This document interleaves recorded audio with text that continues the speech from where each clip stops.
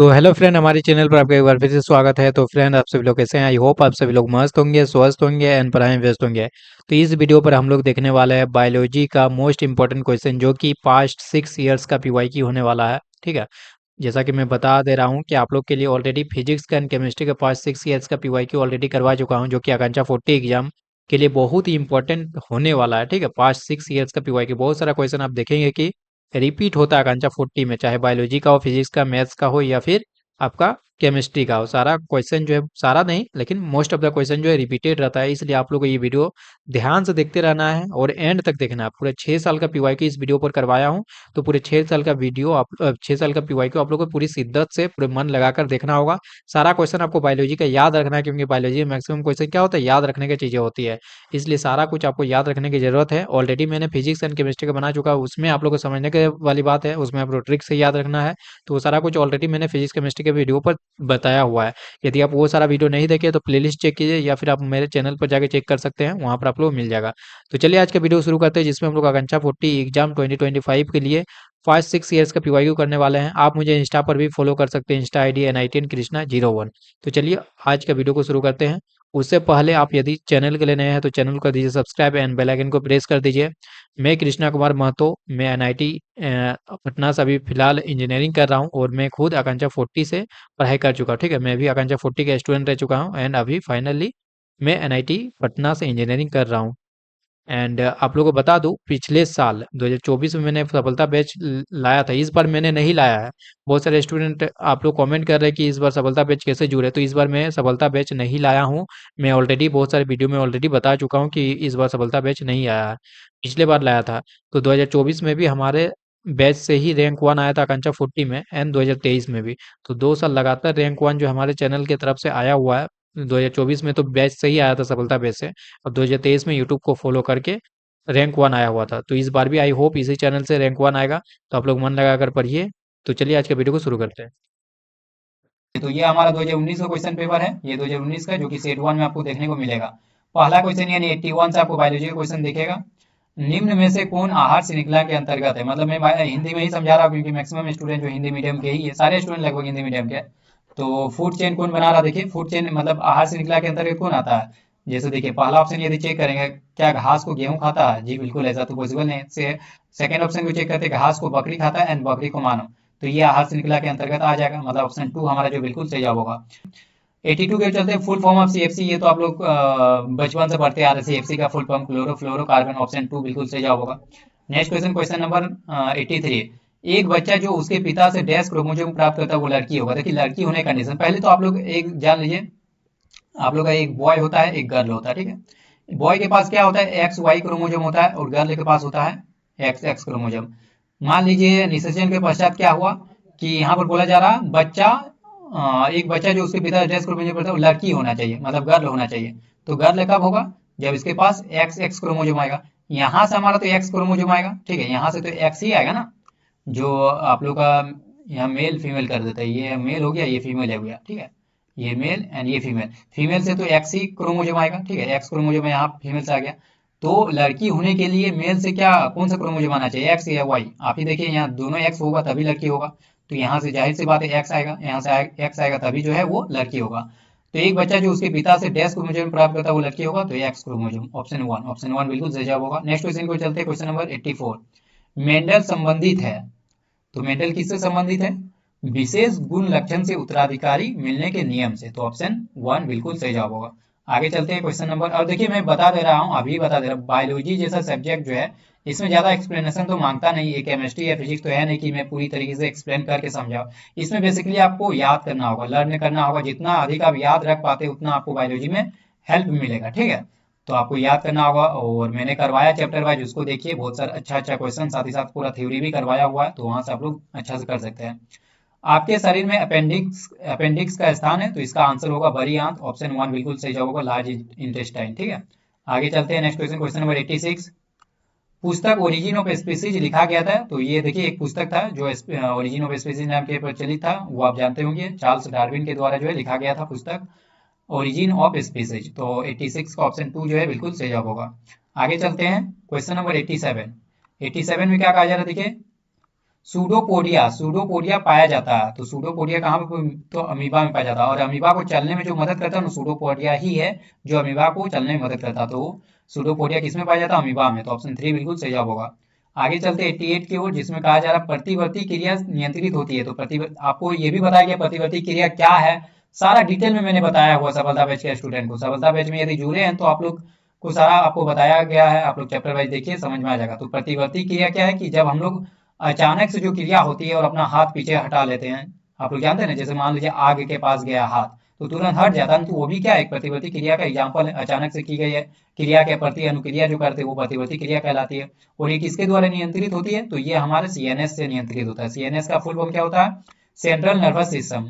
Central nervous system मतलब कि केंद्र तंत्रिका तंत्र के द्वारा, ठीक है। तो ऑप्शन 1 बिल्कुल सही जवाब होगा। आगे बढ़ते हैं हम लोग क्वेश्चन नंबर 89।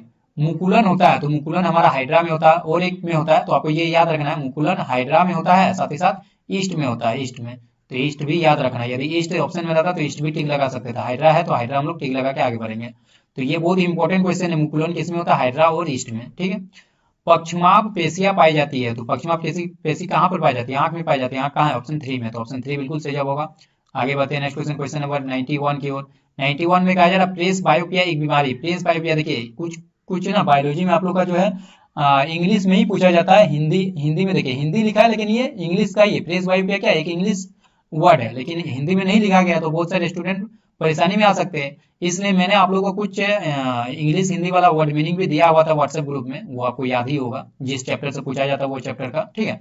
तो प्रेस बायोपिया मतलब एक तरह का समझ सकते हैं जरा दृष्टि दोष। जरा दृष्टि दोष आप लोग जानते हैं, जब बुढ़ापे में क्या होता है, उम्र के साथ साथ ना तो दूर की चीजें सही से दिखाई पड़ती है, ना ही सामने की चीजें दिखाई पड़ती है, उसको जरा दृष्टि दोष कहते हैं। और वो उसी को प्रेस बायोपिया कहते हैं। जो डैश में होती है, ये आंख में ही होता है ना, जरा दृष्टि दोष कहाँ पर होता है, आंख में होता है। और इसका उपचार कैसे किया जाता है, बाइफोकल लेंस के द्वारा। बाइफोकल लेंस इसका, इससे उपचार किया जा सकता है, ठीक है, बाइफोकल लेंस के द्वारा। चलिए आगे बढ़ते हैं हम लोग नेक्स्ट क्वेश्चन की ओर। Question number 92। पुष्प में पुंजन जनन अंग है, मतलब कि इसमें जो आपका मेल रिप्रोडक्टिव पार्ट है वो पूछा जा रहा। Male reproductive part in the flower is called. तो देखिए इसमें भी आपको इंग्लिश में सारा ऑप्शन दिया हुआ, तो ये आपको पता होना चाहिए। हिंदी में तो बहुत कोई जानते होंगे कि पुंकेसर जो होता है वही पुष्प में नर प्रजनन अंग का उदाहरण है। ये आप जानते हैं ना, पुष्प में नर प्रजनन अंग क्या है, पुंकेसर है। और पुंकेसर का इंग्लिश यदि नहीं जानते तो फिर इस क्वेश्चन को नहीं जवाब दे पाएंगे, जो कि 2019 में पूछा गया क्वेश्चन है, साथ ही 2021 में भी ये क्वेश्चन आया हुआ है। तो इसका आंसर होगा स्टामेन। स्टामेन को ही पुंकेसर कहा जाता है, ठीक है। पुष्प में पुंजन अंग है, तो ये हमारा स्टामेन हो जाएगा, ऑप्शन 3। आगे बढ़ते हैं 93 की ओर। भ्रूण को मां के रक्त से पोषण एक विशेष ऊतक की सहायता से मिलता है, जिसे क्या कहते हैं, इसको प्लेसेंटा कहते हैं। ये सभी को आई होप क्लियर होगा, पता होगा, क्योंकि बोर्ड एग्जाम में भी बहुत सारा क्वेश्चन इससे आता था मतलब यही क्वेश्चन सेम टू सेम बहुत बार रिपीट भी हुआ होगा। पाचन के बाद प्रोटीन परिवर्तित होता है, तो पाचन के बाद हमारा जो प्रोटीन परिवर्तित होता है वो अमीनो एसिड में यानी अमीनो अम्ल में परिवर्तित होता है। तो ये सारा कुछ भी मैंने ऑलरेडी डिटेल में करवाया हुआ है। ये शायद इसका वन शॉट नहीं दिया हूँ, तो वन शॉट हो सकता है तो मैं करवा दूंगा इस चैप्टर का। चलिए नेक्स्ट क्वेश्चन, क्वेश्चन नंबर 95। प्रकाश संश्लेषण का मुख्य स्थल है, तो प्रकाश संश्लेषण मुख्य स्थल हमारा क्लोरोप्लास्ट है। क्लोरोप्लास्ट में ही क्लोरोफिल होता है, जिसके कारण से पत्तियों का रंग जो है हरा होता है, ठीक है। तो ऑप्शन 3 बिल्कुल सही जवाब होगा। Next question 96। बांस क्या है, बांस एक आपका दैत्याकार उष्णकटिबंधीय घास है। बांस भी एक तरह का क्या घास है, आप लोग बोलेंगे बांस तो बहुत लंबा होता है, इतना लंबा घास कहाँ से हो गया, तो ये उष्णकटिबंधीय घास कहलाता है। दैत्याकार, दैत्याकार मतलब क्या हो गया, बहुत बड़ा, जाइंट, जाइंट ट्रॉपिकल ग्रास, ठीक है। आगे बढ़ते हैं next question, question number 97। Rickets is called due to, आपको पता है रिकेट्स बीमारी के क्या कारण है, विटामिन डी की कमी से जो रिकेट्स होता है। तो आपका सभी को पता होना चाहिए, जब एक बार विटामिन डी की कमी वाला पूछ लिया गया तो आपसे ये क्वेश्चन भी पूछा जा सकता है कि विटामिन ए की कमी से क्या होता है। तो विटामिन ए की कमी से हमारा रतुंधी होता है ना, आपको मतलब रात में दिखता नहीं है सही से, उसको रतुंधी बोला जाता है। एंड विटामिन बी की कमी से आपका बेरी बेरी होता है। ये सारा कुछ आपको पता होना चाहिए, क्योंकि रिकेट से पूछ लिया गया, विटामिन डी की कमी से पूछ लिया गया। तो विटामिन ए की कमी से क्या होगा, विटामिन बी की कमी से क्या होगा, विटामिन सी की कमी से क्या होगा, ये सभी पता होना चाहिए।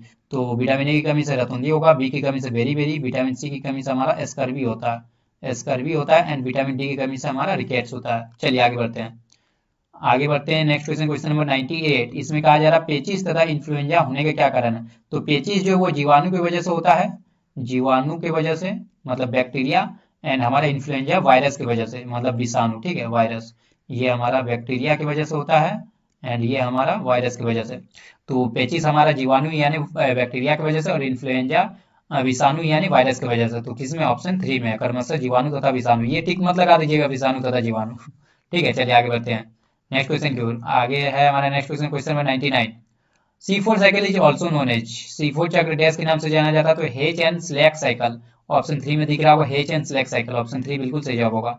100 की ओर चलते हैं। इसमें कहा जा रहा है निम्नलिखित में से कौन एक पादप हार्मोन नहीं है। पादप हार्मोन आप लोग 4 पादप हार्मोन पढ़े होंगे, ऑक्सीन, जिबेरेलिन, एब्सिसिक अम्ल, cytokinin.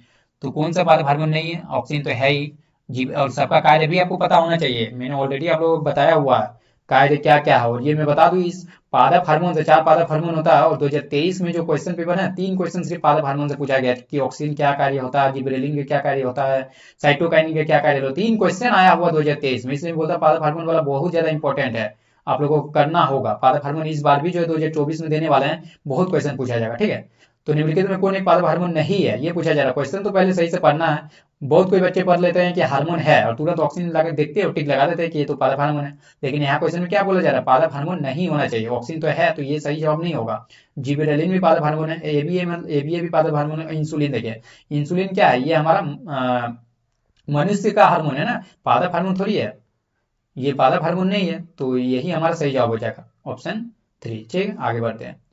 Question number 101।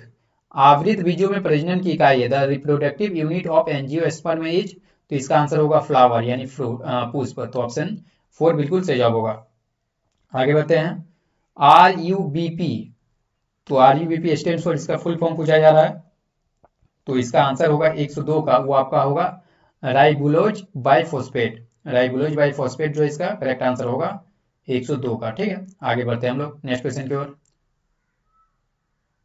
Next question 103। 103 में क्या कहा जा रहा है देखिए, when a flower has both androecium and gynoecium it is, तो यदि पुष्प में स्त्री केसर पुंकेसर दोनों होगा, पुमंग दोनों होते हैं, तो वे क्या कहलाते हुए?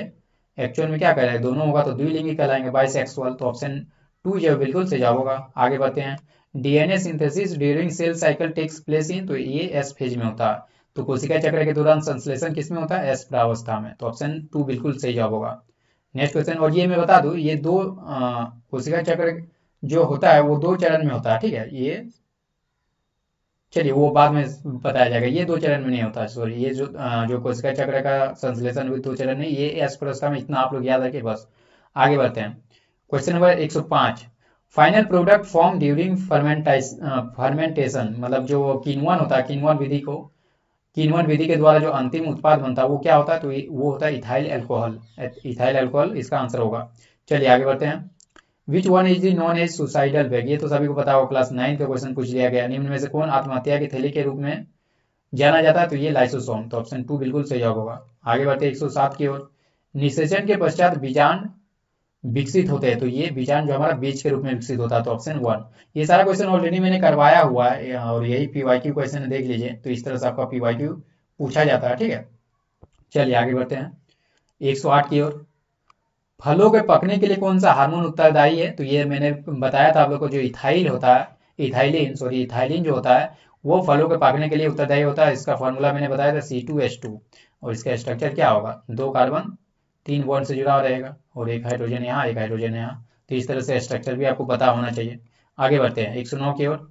ब्रायोफाइटा में मादा जनन अंग कहलाता है, तो ब्रायोफाइटा मादा जनन अंग क्या कहलाता है? तो इसका आंसर होगा आर्चिगोनियम, ऑप्शन 3। चलिए आगे बढ़ते हैं नेक्स्ट क्वेश्चन, क्वेश्चन नंबर 110। इसमें कहा जा रहा है विनाइट्रीकरण डैश के द्वारा किया जाता है, denitrification is carried out by, तो इसका आंसर हो जाएगा आपका सूडोमोनास, ऑप्शन 1। ऑप्शन 1 बिल्कुल सही जवाब होगा, सूडोमोनास। ठीक है, आगे बढ़ते हैं। अदरक एक रूपांतरित, किसका रूपांतरित है? अदरक एक रूपांतरित है, क्या है? तना का है ना। अदरक एक रूपांतरित तना है। ठीक है, एक रूपांतरित क्या है? तना है। तो ऑप्शन 2 बिल्कुल सही जवाब होगा। हाँ, तो इसका आंसर अब क्या होगा? Dumbbell shape guard cell are found in, मतलब डम्बलाकार द्वार कोशिकाएं किसमें पाई जाती हैं? तो इसका आंसर होगा एक बीजपत्री पत्ती में। ठीक है, मोनोकॉट लीफ। तो ऑप्शन 1 बिल्कुल सही जवाब होगा। चलिए 113 की ओर चलते हैं। मानव में उत्सर्जित पदार्थ है, तो यूरिक अम्ल भी उत्सर्जित पदार्थ है, साथ ही साथ यूरिया भी है, मतलब कि ऑप्शन 2 बिल्कुल सही जवाब होगा, यूरिक अम्ल एवं यूरिया दोनों। ठीक है, आगे बढ़ते 114 की ओर। कोशिका का अर्धसूत्री विभाजन है, तो इसको अर्धसूत्री विभाजन क्या कहा जाता है? माइटोसिस कहा जाता है। और ये जो है ना, ये 2 चरण में होता है। कोशिका का अर्धसूत्री विभाजन 2 चरण में होता है, 2 फेज में होता है, ठीक है, 2 चरण में होता है। पहला चरण में क्या होता है कि पहला चरण कोशिका द्रव्य का विभाजन होता है, कोशिका द्रव्य का पहला चरण में विभाजन होता है। तो आप लोग याद रखिए, कोशिका द्रव्य का विभाजन पहला चरण में। और दूसरा चरण में क्या होता है, दूसरा चरण में आपका जो है वो, पहला चरण में कोशिका केंद्र का विभाजन होता है, दूसरा चरण में कोशिका द्रव्य का विभाजन होता है। मैंने उल्टा लिख दिया, कोशिका केंद्र का विभाजन होता है पहला चरण में, और दूसरा चरण में आप लोग का कोशिका द्रव्य का विभाजन होता है, ठीक है। तो ये याद होना चाहिए, जो माइटोसिस होता है वो 2 चरण में होता है। पहला चरण में आपका कोशिका केंद्र का विभाजन होता है, दूसरे चरण में आपका कोशिका द्रव्य का विभाजन होता है, और यही अर्धसूत्री विभाजन कहलाता है हमारा माइटोसिस। नेक्स्ट क्वेश्चन की ओर आगे चलते हैं 115 की ओर। तंत्रिका आवेग प्रवाहित होते हैं, तो ये विद्युत संकेत द्वारा सभी को पता है। चलिए आगे बढ़ते हैं।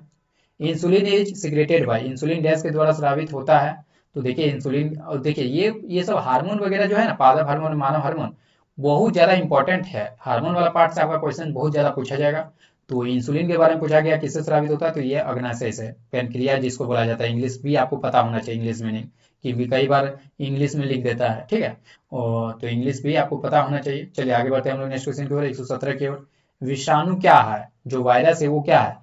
देखिए वायरस ना तो आपका मल्टी सेल्यूलर है, ना ही यूनिसेल्यूलर, मतलब कि ना तो बहुकोशिकीय है और ना ही आपका एक कोशिकीय। ये क्या है, अकोशिकीय, अकोशिकीय, ए सेल्यूलर। तो अकोशिकीय, ऑप्शन 2 बिल्कुल सही जवाब होगा, ठीक है। आगे बढ़ते हैं। Elbow joint is an example of, तो ये हिंज जॉइंट का एग्जांपल है, ऑप्शन 2, मतलब कुहनी का जोड़ किसका उदाहरण है, तो ये हिंज जोड़। तो ऑप्शन 2 बिल्कुल सही जवाब होगा। 119 की ओर चलते हैं। वसा का सबसे साधारण रूप है, तो इसका आंसर होगा फैटी एसिड, मतलब वसी अम्ल। वसी अम्ल किसमें, ऑप्शन 3 में, तो ऑप्शन 3 बिल्कुल सही जवाब होगा। तो ये 2019 का हमारा लास्ट क्वेश्चन है, 120 नंबर। डीएनए आरएनए से किसके कारण, किसके होने के कारण भिन्न है, तो ये थायमिन। तो मैं बता दूं डीएनए और आरएनए किस तरह से भिन्न होता है। डीएनए में एक्चुअल में क्या होता है, डीएनए में आपका थायमिन मिलता है, थायमिन। और आरएनए में क्या मिलता है, आरएनए में आपका जो है यूरेसिल, यूरेसिल, ठीक है। तो ये दोनों इसी की वजह से भिन्न है, डीएनए में थायमिन मिलता है जिसके कारण से जो है आरएनए से वो भिन्न है, ठीक है। तो ऑप्शन 2 बिल्कुल सही जवाब होगा। ये हमारा 40 क्वेश्चन रहा 2019 का। अब चलते हैं 2020 की ओर, जो कि सेट 2 में आपको देखने को मिलेगा, ठीक है। और आपको 2021 वाला क्वेश्चन है ना, बहुत सारा रिपीट दिखेगा 2019 और 2020 का क्वेश्चन पेपर, ठीक है। तो इसलिए रिपीट बहुत सारा होता है, जैसे मैंने केमिस्ट्री का 5 साल का दिया, उसमें भी आपको दिखा होगा बहुत सारा क्वेश्चन जो है रिपीट हुआ था, ठीक है। तो चलिए ये हमारा 2020 का क्वेश्चन पेपर आ गया। इसको अब हम लोग देखते हैं, धुआं धुआं करते हैं। प्रकाश संश्लेषण में प्रथम चरण है। देखिए प्रकाश संश्लेषण प्रथम चरण, एक्चुअल में देखिए प्रकाश यहाँ ऑप्शन वैसा है नहीं, ठीक है, ऑप्शन वैसा है नहीं। तो प्रकाश संश्लेषण में प्रथम चरण में समझा देता क्या होता है। ये मान लीजिए क्लोरोफिल है, ये क्लोरोफिल है, ठीक है, क्लोरोप्लास्ट या क्लोरोफिल जो बोलिए। क्या होता है ना कि जब सूर्य का प्रकाश यहाँ क्लोरोप्लास्ट में आता है, क्लोरोप्लास्ट में, जिसको फोटोन के फॉर्म में आता है, आप लोग जानते होंगे, नहीं जानते होंगे, मैं बता देता हूँ। जो प्रकाश किरण आता है ना, जो सनलाइट आता है, सनलाइट, उसमें क्या होता है, एनर्जी पैकेट्स होता है। वो क्या होता है, एनर्जी पैकेट्स होता है, इस तरह से एनर्जी पैकेट्स होता है। और इसी एनर्जी पैकेट्स को हम लोग बोलते हैं फोटोन, ठीक है, फोटोन। तो ये फोटोन के रूप में हमारे क्लोरोप्लास्ट पर पत्तियों में पाया जाता है। तो क्लोरोप्लास्ट में जाता है और इसमें से क्या होता है, इलेक्ट्रॉन निकलता है, एक्साइट होता है, ठीक है, excited of electron from the chloroplast due to packets of energy which is known as photon, ठीक है। तो यहाँ से हमारा इलेक्ट्रॉन एक्साइट होता है, यही प्रकाश संश्लेषण का फर्स्ट स्टेप है। फर्स्ट स्टेप ऑफ फोटोसिंथेसिस यही है कि इलेक्ट्रॉन का एक्साइटेड होना, एक्साइट होना, ठीक है। किसके वजह से, फोटोन की वजह से। फोटोन क्या है, एनर्जी पैकेट्स है। किसका एनर्जी पैकेट्स है, एनर्जी जो आपका सनलाइट आ रहा है, सनलाइट में एनर्जी पैकेट्स के फॉर्म में आता है इस तरह से। लेकिन हमको तो वो पूरा वैसा दिखता नहीं, एनर्जी पैकेट्स के रूप में नहीं दिखता। वो तो हमारा कंटिन्यूसली दिखता है ना, रे दिखता है, रे के टर्म में दिखता है। तो वो क्या है, वो एनर्जी पैकेट्स है। उसको यदि हम लोग बहुत आंतरिक देखें, मतलब बहुत गहराई तक जाए, तो एक्चुअल में वो एनर्जी पैकेट्स होता है, जो कि आप लोग 12th क्लास में फोटोन के बारे में पढ़ेंगे। तो वही फोटोन क्लोरोप्लास्ट में जाता है और यहाँ से इलेक्ट्रॉन एक्साइट होता है। ये होता है प्रथम स्टेप। फर्स्ट स्टेप जो होता है प्रकाश संश्लेषण का, यही होता है प्रथम चरण, ठीक है। लेकिन ऐसा ऑप्शन में दिया नहीं है, तो ऑप्शन में ऐसा दिया नहीं, तो इसके बेसिस पे हमको ऑप्शन के बेसिस पर टिक लगाना होगा। तो एटीपी का संश्लेषण इसके बाद होता है, इसके बाद जो एटीपी का संश्लेषण होता है, तो एटीपी का संश्लेषण ऑप्शन 4 में है, तो ऑप्शन 4 को हम लोग टिक लगा सकते हैं। प्रथम चरण ये है कि इलेक्ट्रॉन का एक्साइटेशन होना due to photon which is known as packets of energy, ठीक है। उसके कारण से इलेक्ट्रॉन का आपको एक्साइटेशन होता है। लेकिन वैसा ऑप्शन है नहीं, तो हम लोग एटीपी के संश्लेषण, जो कि इसके बाद होता है एटीपी का संश्लेषण, ये जो इलेक्ट्रॉन यहाँ से एक्साइटेड हो जाता है उसके बाद एटीपी का संश्लेषण होता है। तो ऑप्शन 4 को टिक लगा कर आगे बढ़ सकते हैं। नेक्स्ट क्वेश्चन को चलते हैं। आहार नाल के किस भाग में पचे हुए भोज्य पदार्थ का अवशेषण होता है। तो 82 का आपका जो है ऑप्शन 4 स्मॉल इंटेस्टाइन यानी छोटी आंत बिल्कुल सही जवाब होगा। आगे बढ़ते हैं। जल द्वारा जल का अवशोषण कब बढ़ेगा बताइए। Absorption of water by root is increase by, कब आपका जो है जल का अवशोषण बढ़ेगा, इसका क्या मतलब हो सकता है। वाष्पोत्सर्जन में वृद्धि द्वारा, प्रकाश संश्लेषण की दर में वृद्धि द्वारा, वाष्पोत्सर्जन में कमी द्वारा, या नमक अंतर्ग्रहण में कमी द्वारा। देखिए यदि वाष्पोत्सर्जन में वृद्धि होगा, पहला ऑप्शन को चेक करते हैं। यदि वाष्पोत्सर्जन में वृद्धि हो गया तो वाष्पोत्सर्जन मतलब जानते हैं ना कि जो पत्तियों के द्वारा क्या हुआ आपका जल का निष्कासन होता है, पत्तियों के द्वारा जल का निष्कासन होता है, उसी को वाष्पोत्सर्जन बोलते हैं। तो यदि जल का निष्कासन ज्यादा होगा तो जाहिर सी बात है कि उनको जल की मात्रा भी अधिक जरूरत फील होगा, ज्यादा जरूरत पड़ेगा ना। यदि जल ज्यादा निकल रहा, यदि हम लोग गर्मी का सीजन में क्या होता है, पसीना अधिक निकलता है, मतलब हम लोग को पानी भी अधिक प्यास लगता है ना, पानी की मात्रा हमारे शरीर में ज्यादा चाहिए क्योंकि गर्मी है, ठीक है ना। गर्मी के मौसम में हमारा पसीना के रूप में भी बहुत सारा पानी निकल जाता है। तो यदि हमारे शरीर में पानी रहेगा तभी तो पसीना निकल पाएगा ना। तो यहाँ यदि वाष्पोत्सर्जन में वृद्धि हो रहा, जाहिर सी बात है कि इसके अंदर पानी बढ़ेगा, बढ़ना चाहिए। जल द्वारा जल का अवशोषण क्या होगा, बढ़ेगा, तभी ना बढ़ेगा। तो ऑप्शन 1 बिल्कुल सही जवाब होगा। जल द्वारा जल का अवशोषण कब बढ़ेगा, जब यहाँ पर वाष्पोत्सर्जन में वृद्धि होगा। चलिए आगे बढ़ते हैं। क्वेश्चन नंबर 84, कोशिका द्वारा ऊर्जा की खपत तथा साधारणतः संदर्भित प्रवणता पर जल का अंतर्ग्रहण की परिघटना क्या कहलाती है। तो 84 का आपका ऑप्शन 2 सक्रिय अवशोषण, एक्टिव एब्जॉर्प्शन जो है इसका फाइनल आंसर होगा।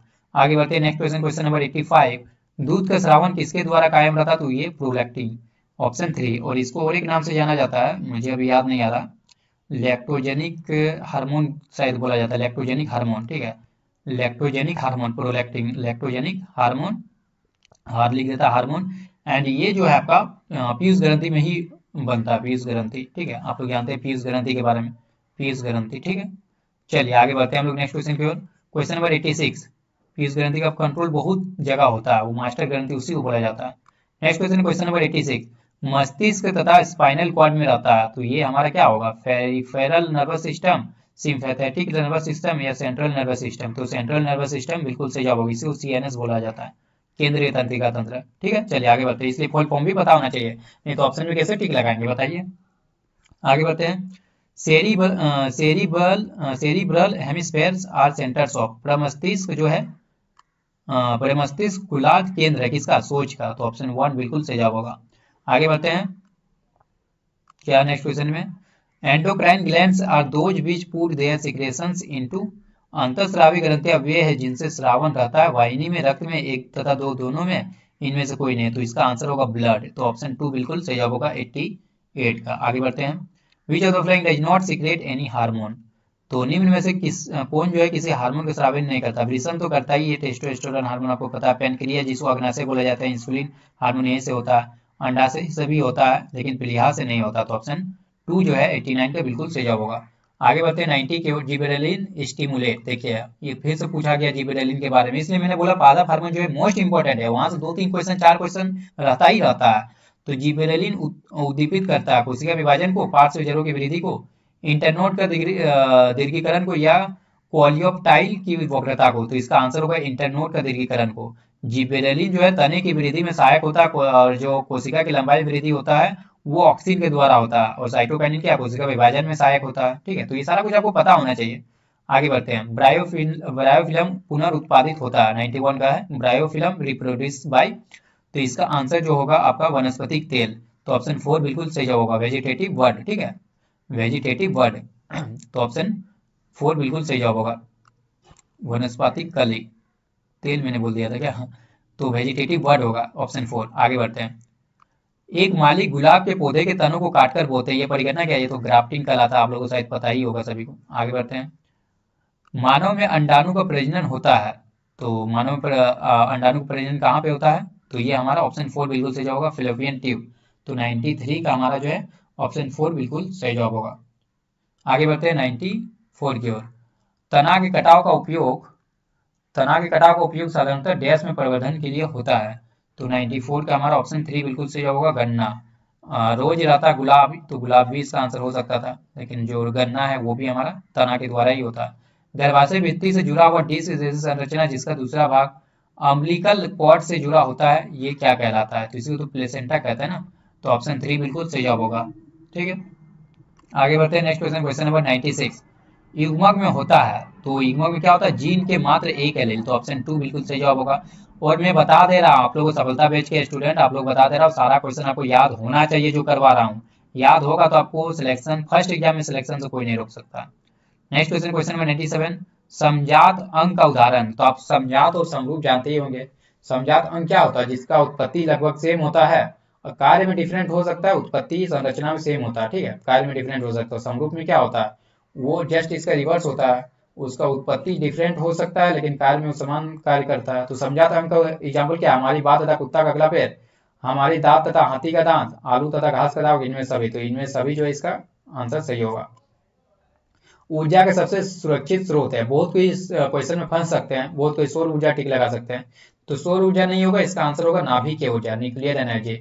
देखिए ऊर्जा का सबसे सुरक्षित स्रोत बोला गया तो आप सिर्फ देखिए, ये दोनों में अभी भी डिबेट चलता है, एक्चुअल में देखा जाए तो ये दोनों में अभी भी डिबेट चलता है। यदि मेरा पुराना वीडियो आप देखे होंगे 2022 में जब मैंने अपलोड किया था सेट 3 का सॉल्यूशन, तो उसमें भी मैंने डिटेल में बताया था कि नाभिक की ऊर्जा जो है वो सेफेस्ट एनर्जी सोर्स के सेफेस्ट सोर्स ऑफ एनर्जी में गिना जाता है इसको, ठीक है, सौर ऊर्जा क्यों नहीं गिना जाता है। लेकिन अभी भी इन दोनों में डिबेट चलता है कि सौर ऊर्जा को बताया जाए कि नाभिक ऊर्जा को बताया जाए। तो इस क्वेश्चन के हिसाब से, मेरे हिसाब से नाभिक ऊर्जा सही होना चाहिए। अब आकांक्षा 40 वाले क्या टिक लगाए तो वो तो मेरे को नहीं पता, लेकिन नाभिक ऊर्जा बिल्कुल सही होगा, क्योंकि सेफेस्ट एनर्जी, सबसे सुरक्षित स्रोत में सिर्फ ये नहीं देखा जाता कि कौन कितना पोल्यूशन फैला रहा है, कौन कितना क्या कर रहा है। सबसे सुरक्षित स्रोत में ये भी देखा जाता है कि उससे कितना पावर जनरेट हो रहा है, कितना पावर इजिली जनरेट हो रहा है, ठीक है, ये सारा कुछ देखा जाता है। ट्रांसपोर्ट करना इजिली है या नहीं, वो सारा कुछ देखा जाता है, ठीक है, कितने समय तक वो कर पा रहा है पावर जनरेट, तो ये सारा कुछ देखा जाता है। उसके बेसिस पर ही ऊर्जा का सबसे अच्छा स्रोत माना जाता है, सबसे सुरक्षित स्रोत, ये सुरक्षित स्रोत बोला जाता है, सेफेस्ट सोर्स ऑफ एनर्जी। तो इसलिए नाभिक ऊर्जा से आपको पता है बहुत सारा एनर्जी जो है, बहुत सारा पावर जनरेट करना पॉसिबल है, तो इसलिए इसको हम लोग न्यूक्लियर एनर्जी, आपका परमाणु ऊर्जा भी रहता तो बिल्कुल सही जवाब होता। सौर ऊर्जा भी हो सकता है, हो सकता है आकांक्षा 40 वाला सौर ऊर्जा ही टिक लगाए, लेकिन इन दोनों में अभी भी डिबेट चल रहा है। मेरे अकॉर्डिंग ऑप्शन 2 बिल्कुल सही जवाब होगा। आगे बढ़ते हैं हम लोग नेक्स्ट क्वेश्चन 99 की ओर। नाभिक रिएक्टर में द्रव सोडियम धातु प्रयुक्त होता है, किसके लिए प्रयुक्त होता है, शीतलक के लिए, ठीक है, शीतलक मतलब कि कूलेंट, इसको हिंदी में बोला जाता है शीतलक, ठीक है, हिंदी में कूलेंट मतलब ठंड करने के लिए, समझ रहे हैं ना। आगे बढ़ते हैं। विच of the following is not an example of biomass energy, biomass समझ रहे हैं, जैव मात्रा आप लोग जानते होंगे, जैव निम्न में से कौन जैव भार ऊर्जा का उदाहरण नहीं है, लकड़ी तो है, गोबर गैस भी है, कोयला भी है, नाभिक ऊर्जा नहीं है, तो ऑप्शन 3 बिल्कुल सही जवाब होगा। आगे बढ़ते हैं नेक्स्ट क्वेश्चन, क्वेश्चन नंबर 101। वृक्षों की घटती संख्या कारण हो सकता है, वर्षा में वृद्धि, वर्षा में कमी। यदि वृक्ष की घटती संख्या हो जाए, मतलब वृक्ष यदि कम हो जाए तो क्या होगा, वर्षा में वृद्धि हो जाएगा, ऐसा तो नहीं होगा। ये जहां आप लोग पता होगा वृक्षों की संख्या ज्यादा होती है वहां वर्षा में वृद्धि होती है, वर्षा में कमी तो हो जाएगा। तापमान में कमी, तापमान में तो और अधिक हो जाएगा ना, विश्व उष्णन आप लोग पढ़े होंगे, ग्लोबल वार्मिंग, तो वो तो और ज्यादा हो जाएगा। मिट्टी में पोषकों का संरक्षण कहाँ से हो जाएगा, जब पेड़ पौधे ही नहीं रहेगा तो मिट्टी में पोषक का संरक्षण होगा ही नहीं। तो यानी ऑप्शन 2 बिल्कुल सही जवाब होगा, यदि वृक्ष घट जाएंगे तो हमारे वर्षा में जो है कमी देखने को मिलेगा आपको, ठीक है। आगे बढ़ते हैं। ये कौन सा क्वेश्चन था, ये हमारा 101 था, तो आप चलिए 102 की ओर। निम्न में कौन बायोडिग्रेडेबल अपशिष्ट है, which of the following is a biodegradable waste, ठीक है, जिसको मतलब बैक्टीरिया वगैरह से उसको इजीली डिग्रेडेबल किया जा सके, जो बहुत सालों तक मतलब क्या छोटे छोटे टुकड़ों में उसको बांटा जा सके, समझ रहे हैं ना, जटिल पदार्थों को सरल पदार्थों में तोड़ा जा सके, उसी को तो बोला जाता है बायोडिग्रेडेबल। तो हमारा पहला ऑप्शन है रेडियो एक्टिव वेस्ट, रेडियो सक्रिय वर्ज्य, एल्यूमिनियम का डब्बा, मवेशियों का गोबर या डीडीटी। तो 102 का आपका आंसर होगा ऑप्शन 4, मवेशियों का गोबर, यही तो हमारा जो है बायोडिग्रेडेबल है ना। बाकी देखिए एल्यूमिनियम का डब्बा, ये रेडियो एक्टिव वेस्ट, ये सब क्या है, करोड़ों साल लग जाते हैं इनको डिग्रेडेबल होने में, तो ये इसको हम लोग बायोडिग्रेडेबल नहीं कह सकते। आगे बढ़ते हैं। एन इकोसिस्टम कंटेंट्स, ये सभी को पारितंत्र में क्या होता है, पारितंत्र में समझ जीवधारी आपस में एक दूसरे के मतलब समझ जीवधारी आ जाते हैं, चाहे वो अजैव अपघटक हो या जैव अपघटक हो, सारा कुछ आ जाता है। तो ऑप्शन 3 बिल्कुल सही होगा, हरे पौधे, जंतु, अपघटक तथा अजैव परिवश, चाहे वो सजीव निर्जीव, सारे को हम लोग मिलाकर पारितंत्र बोलते हैं, ठीक है। और सभी पारितंत्र में क्या होता है, सभी एक दूसरे पर डिपेंडेंट होते हैं, ये सभी को पता है। 104, किसी पारितंत्र में मिलते हुए जानवर एक साथ कहलाते हैं, तो ये क्या होगा, एक साथ क्या कहलाएगा, वो भक्ता जीव कहलाएगा ना। तो भक्ता जीव किसमें, ऑप्शन 1 में है, तो ऑप्शन 1 बिल्कुल सही होगा, कंज्यूमर ऑर्गेनिजम्स। और तो 104 का हमारा ऑप्शन 1 बिल्कुल सही जवाब होगा। आगे बढ़ते 105 की ओर। 105 में कहा जा रहा, प्राइमरी और first order consumers also known as. तो प्राथमिक अथवा प्रथम श्रेणी उपभोक्ता क्या कहलाते हैं? तो इसका आंसर होगा 105 का ऑप्शन 3 हर्बीवोर। हर्बीवोर जो है प्राइमरी और फर्स्ट ऑर्डर कंज्यूमर कहलाता है। चलिए आगे बढ़ते हैं। विच of the following constitute A food chain? ये तो ऑलरेडी मैंने बताया ना कि आहार श्रृंखला कौन बनाता है, तो ऑप्शन 2 बिल्कुल से जवाब होगा। घास को बकरी खाएगा, बकरी को मानव, तो ये हमारा आहार श्रृंखला चेन बन रहा है। ठीक है, नेक्स्ट क्वेश्चन की ओर चलते हैं। Why should be conserve biodiversity? तो हमें जैव विविधता का संरक्षण क्यों करना चाहिए? जैव विविधता को परिरक्षित करना चाहिए क्योंकि ये वंशागत है, ये भी बिल्कुल सही है। विविधता की कमी से पर्यावरण स्थिरता में कमी होगी, ये भी बिल्कुल सही बोला जा रहा है। यदि विविधता की कमी हो जाएगा तो पर्यावरण क्या होगा? अस्थिर होगा। ठीक है, चलिए तो ऑप्शन 1 एंड 2 दोनों होगा, ऑप्शन 3। आगे बढ़ते हैं।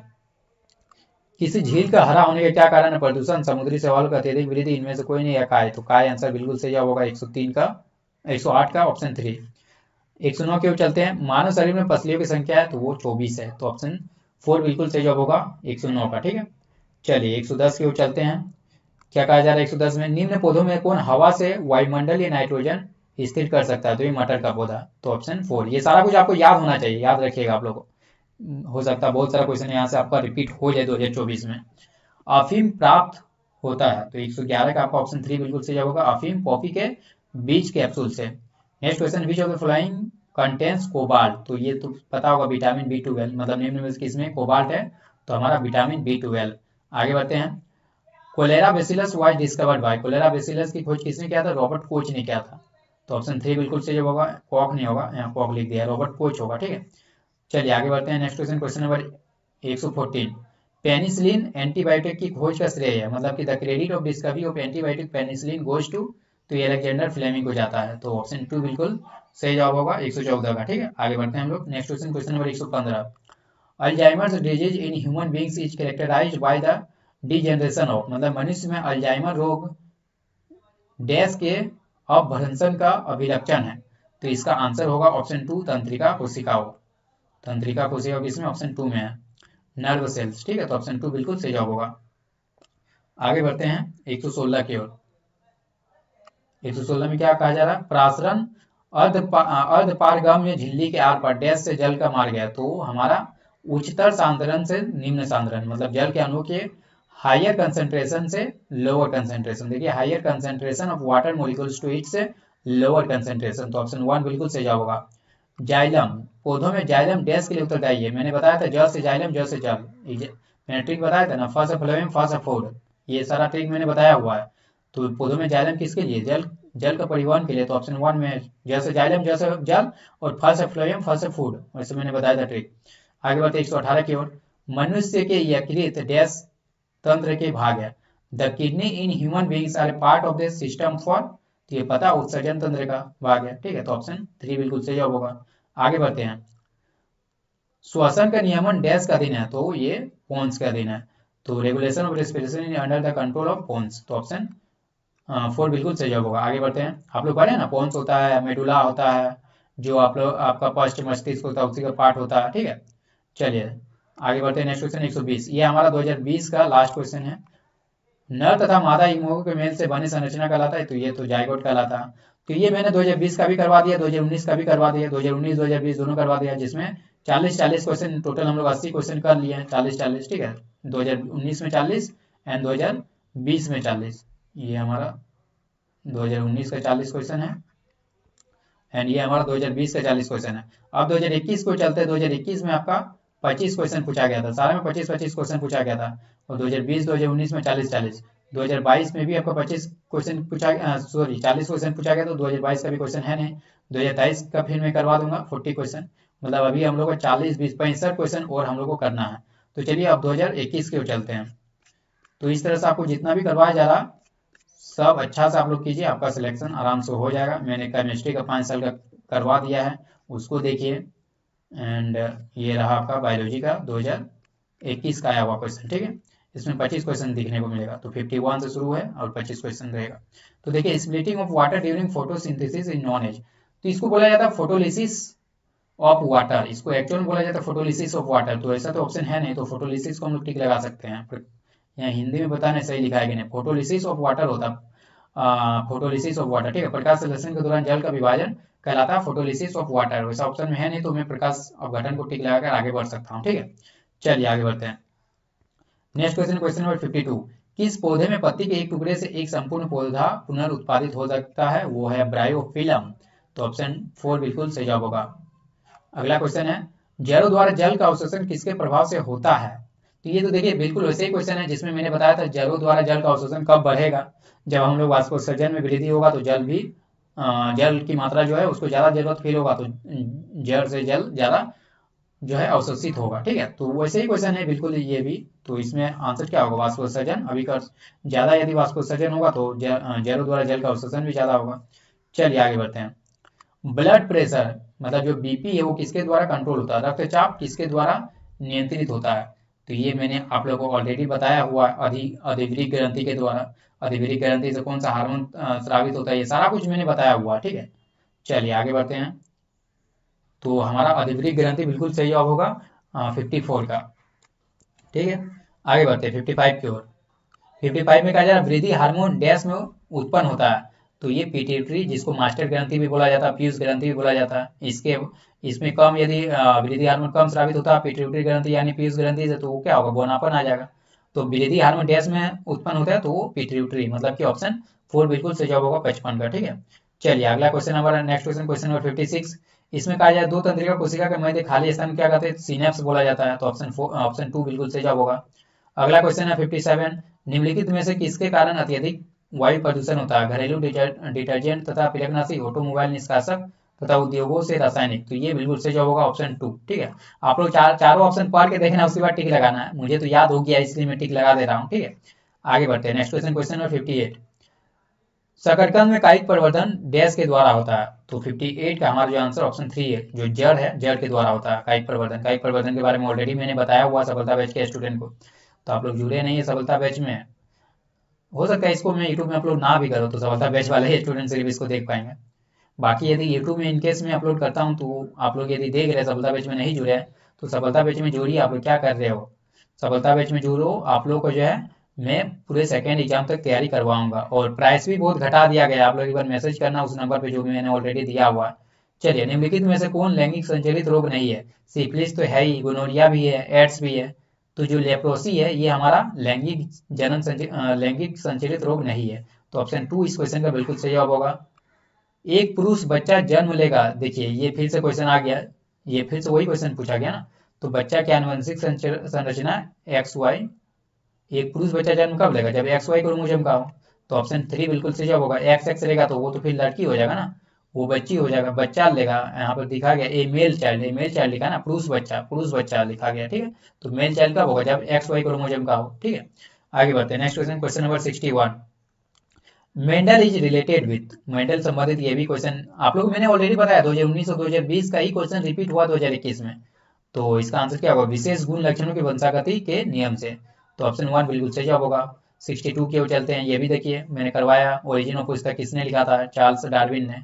आगे चलते हैं, बैम्बू देखिए बांस क्या है? उष्णकटिबंधीय घास है, दैत्याकार उष्णकटिबंध घास। ये भी मैंने डिस्कस किया था। रिकेट्स बीमारी क्या कारण है? विटामिन डी की कमी से, विटामिन ए की कमी से रतुंदी, विटामिन बी की कमी से बेरी, सी की कमी से स्कर्वी। सारा कुछ मैंने ऑलरेडी आप लोग के साथ डिस्कस किया। कोशिका चक्र के दौरान डीएनए संश्लेषित होता है, DNA synthesis during cell cycle takes place in, तो यस प्रावस्था में, ये भी मैंने बताया हुआ है। Which is also known as suicidal bag, ये भी मैंने बताया। राइबोसोम को ही जो आत्महत्या की थैली कहा जाता है।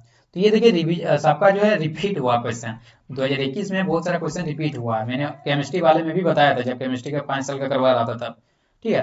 तो कोशिका का गुणसूत्री विभाजन क्या कहलाता है? माइटोसिस कहलाता है। तो ऑप्शन 1 बिल्कुल सही जवाब होगा। और ये दो फेज में होता है, 2 चरण में, ऑलरेडी मैंने बताया हुआ, तो यहाँ पर दोबारा नहीं बताऊंगा।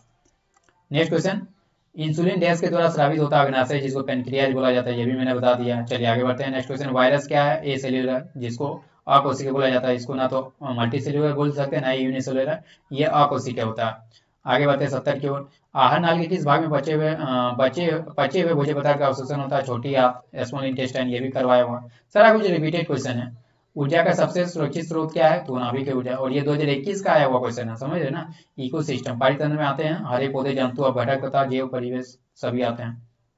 नेक्स्ट क्वेश्चन, किसी झील का जल हरा होने के क्या कारण है, काय, ये भी मैंने ऑलरेडी करवा चुका हूँ। देखिए इस तरह रिपीट हुआ था, इसलिए इस साल 2021 में ऐसे स्टूडेंट पहुंच गए थे ना, क्या ही बोले। 2021 में जो स्टूडेंट जिसके अंदर टैलेंट नहीं है वो भी पहुंच गए थे, क्योंकि मेरा वीडियो जो है बहुत बच्चे फॉलो करते हैं। हर एक साल यहाँ से सिलेक्शन होता है। आप देखिए जाकर, जब मैं रिजल्ट वाला वीडियो डालता हूँ तब आप सिर्फ कॉमेंट सेक्शन चेक कीजिए, आपको भरा भरा रहेगा।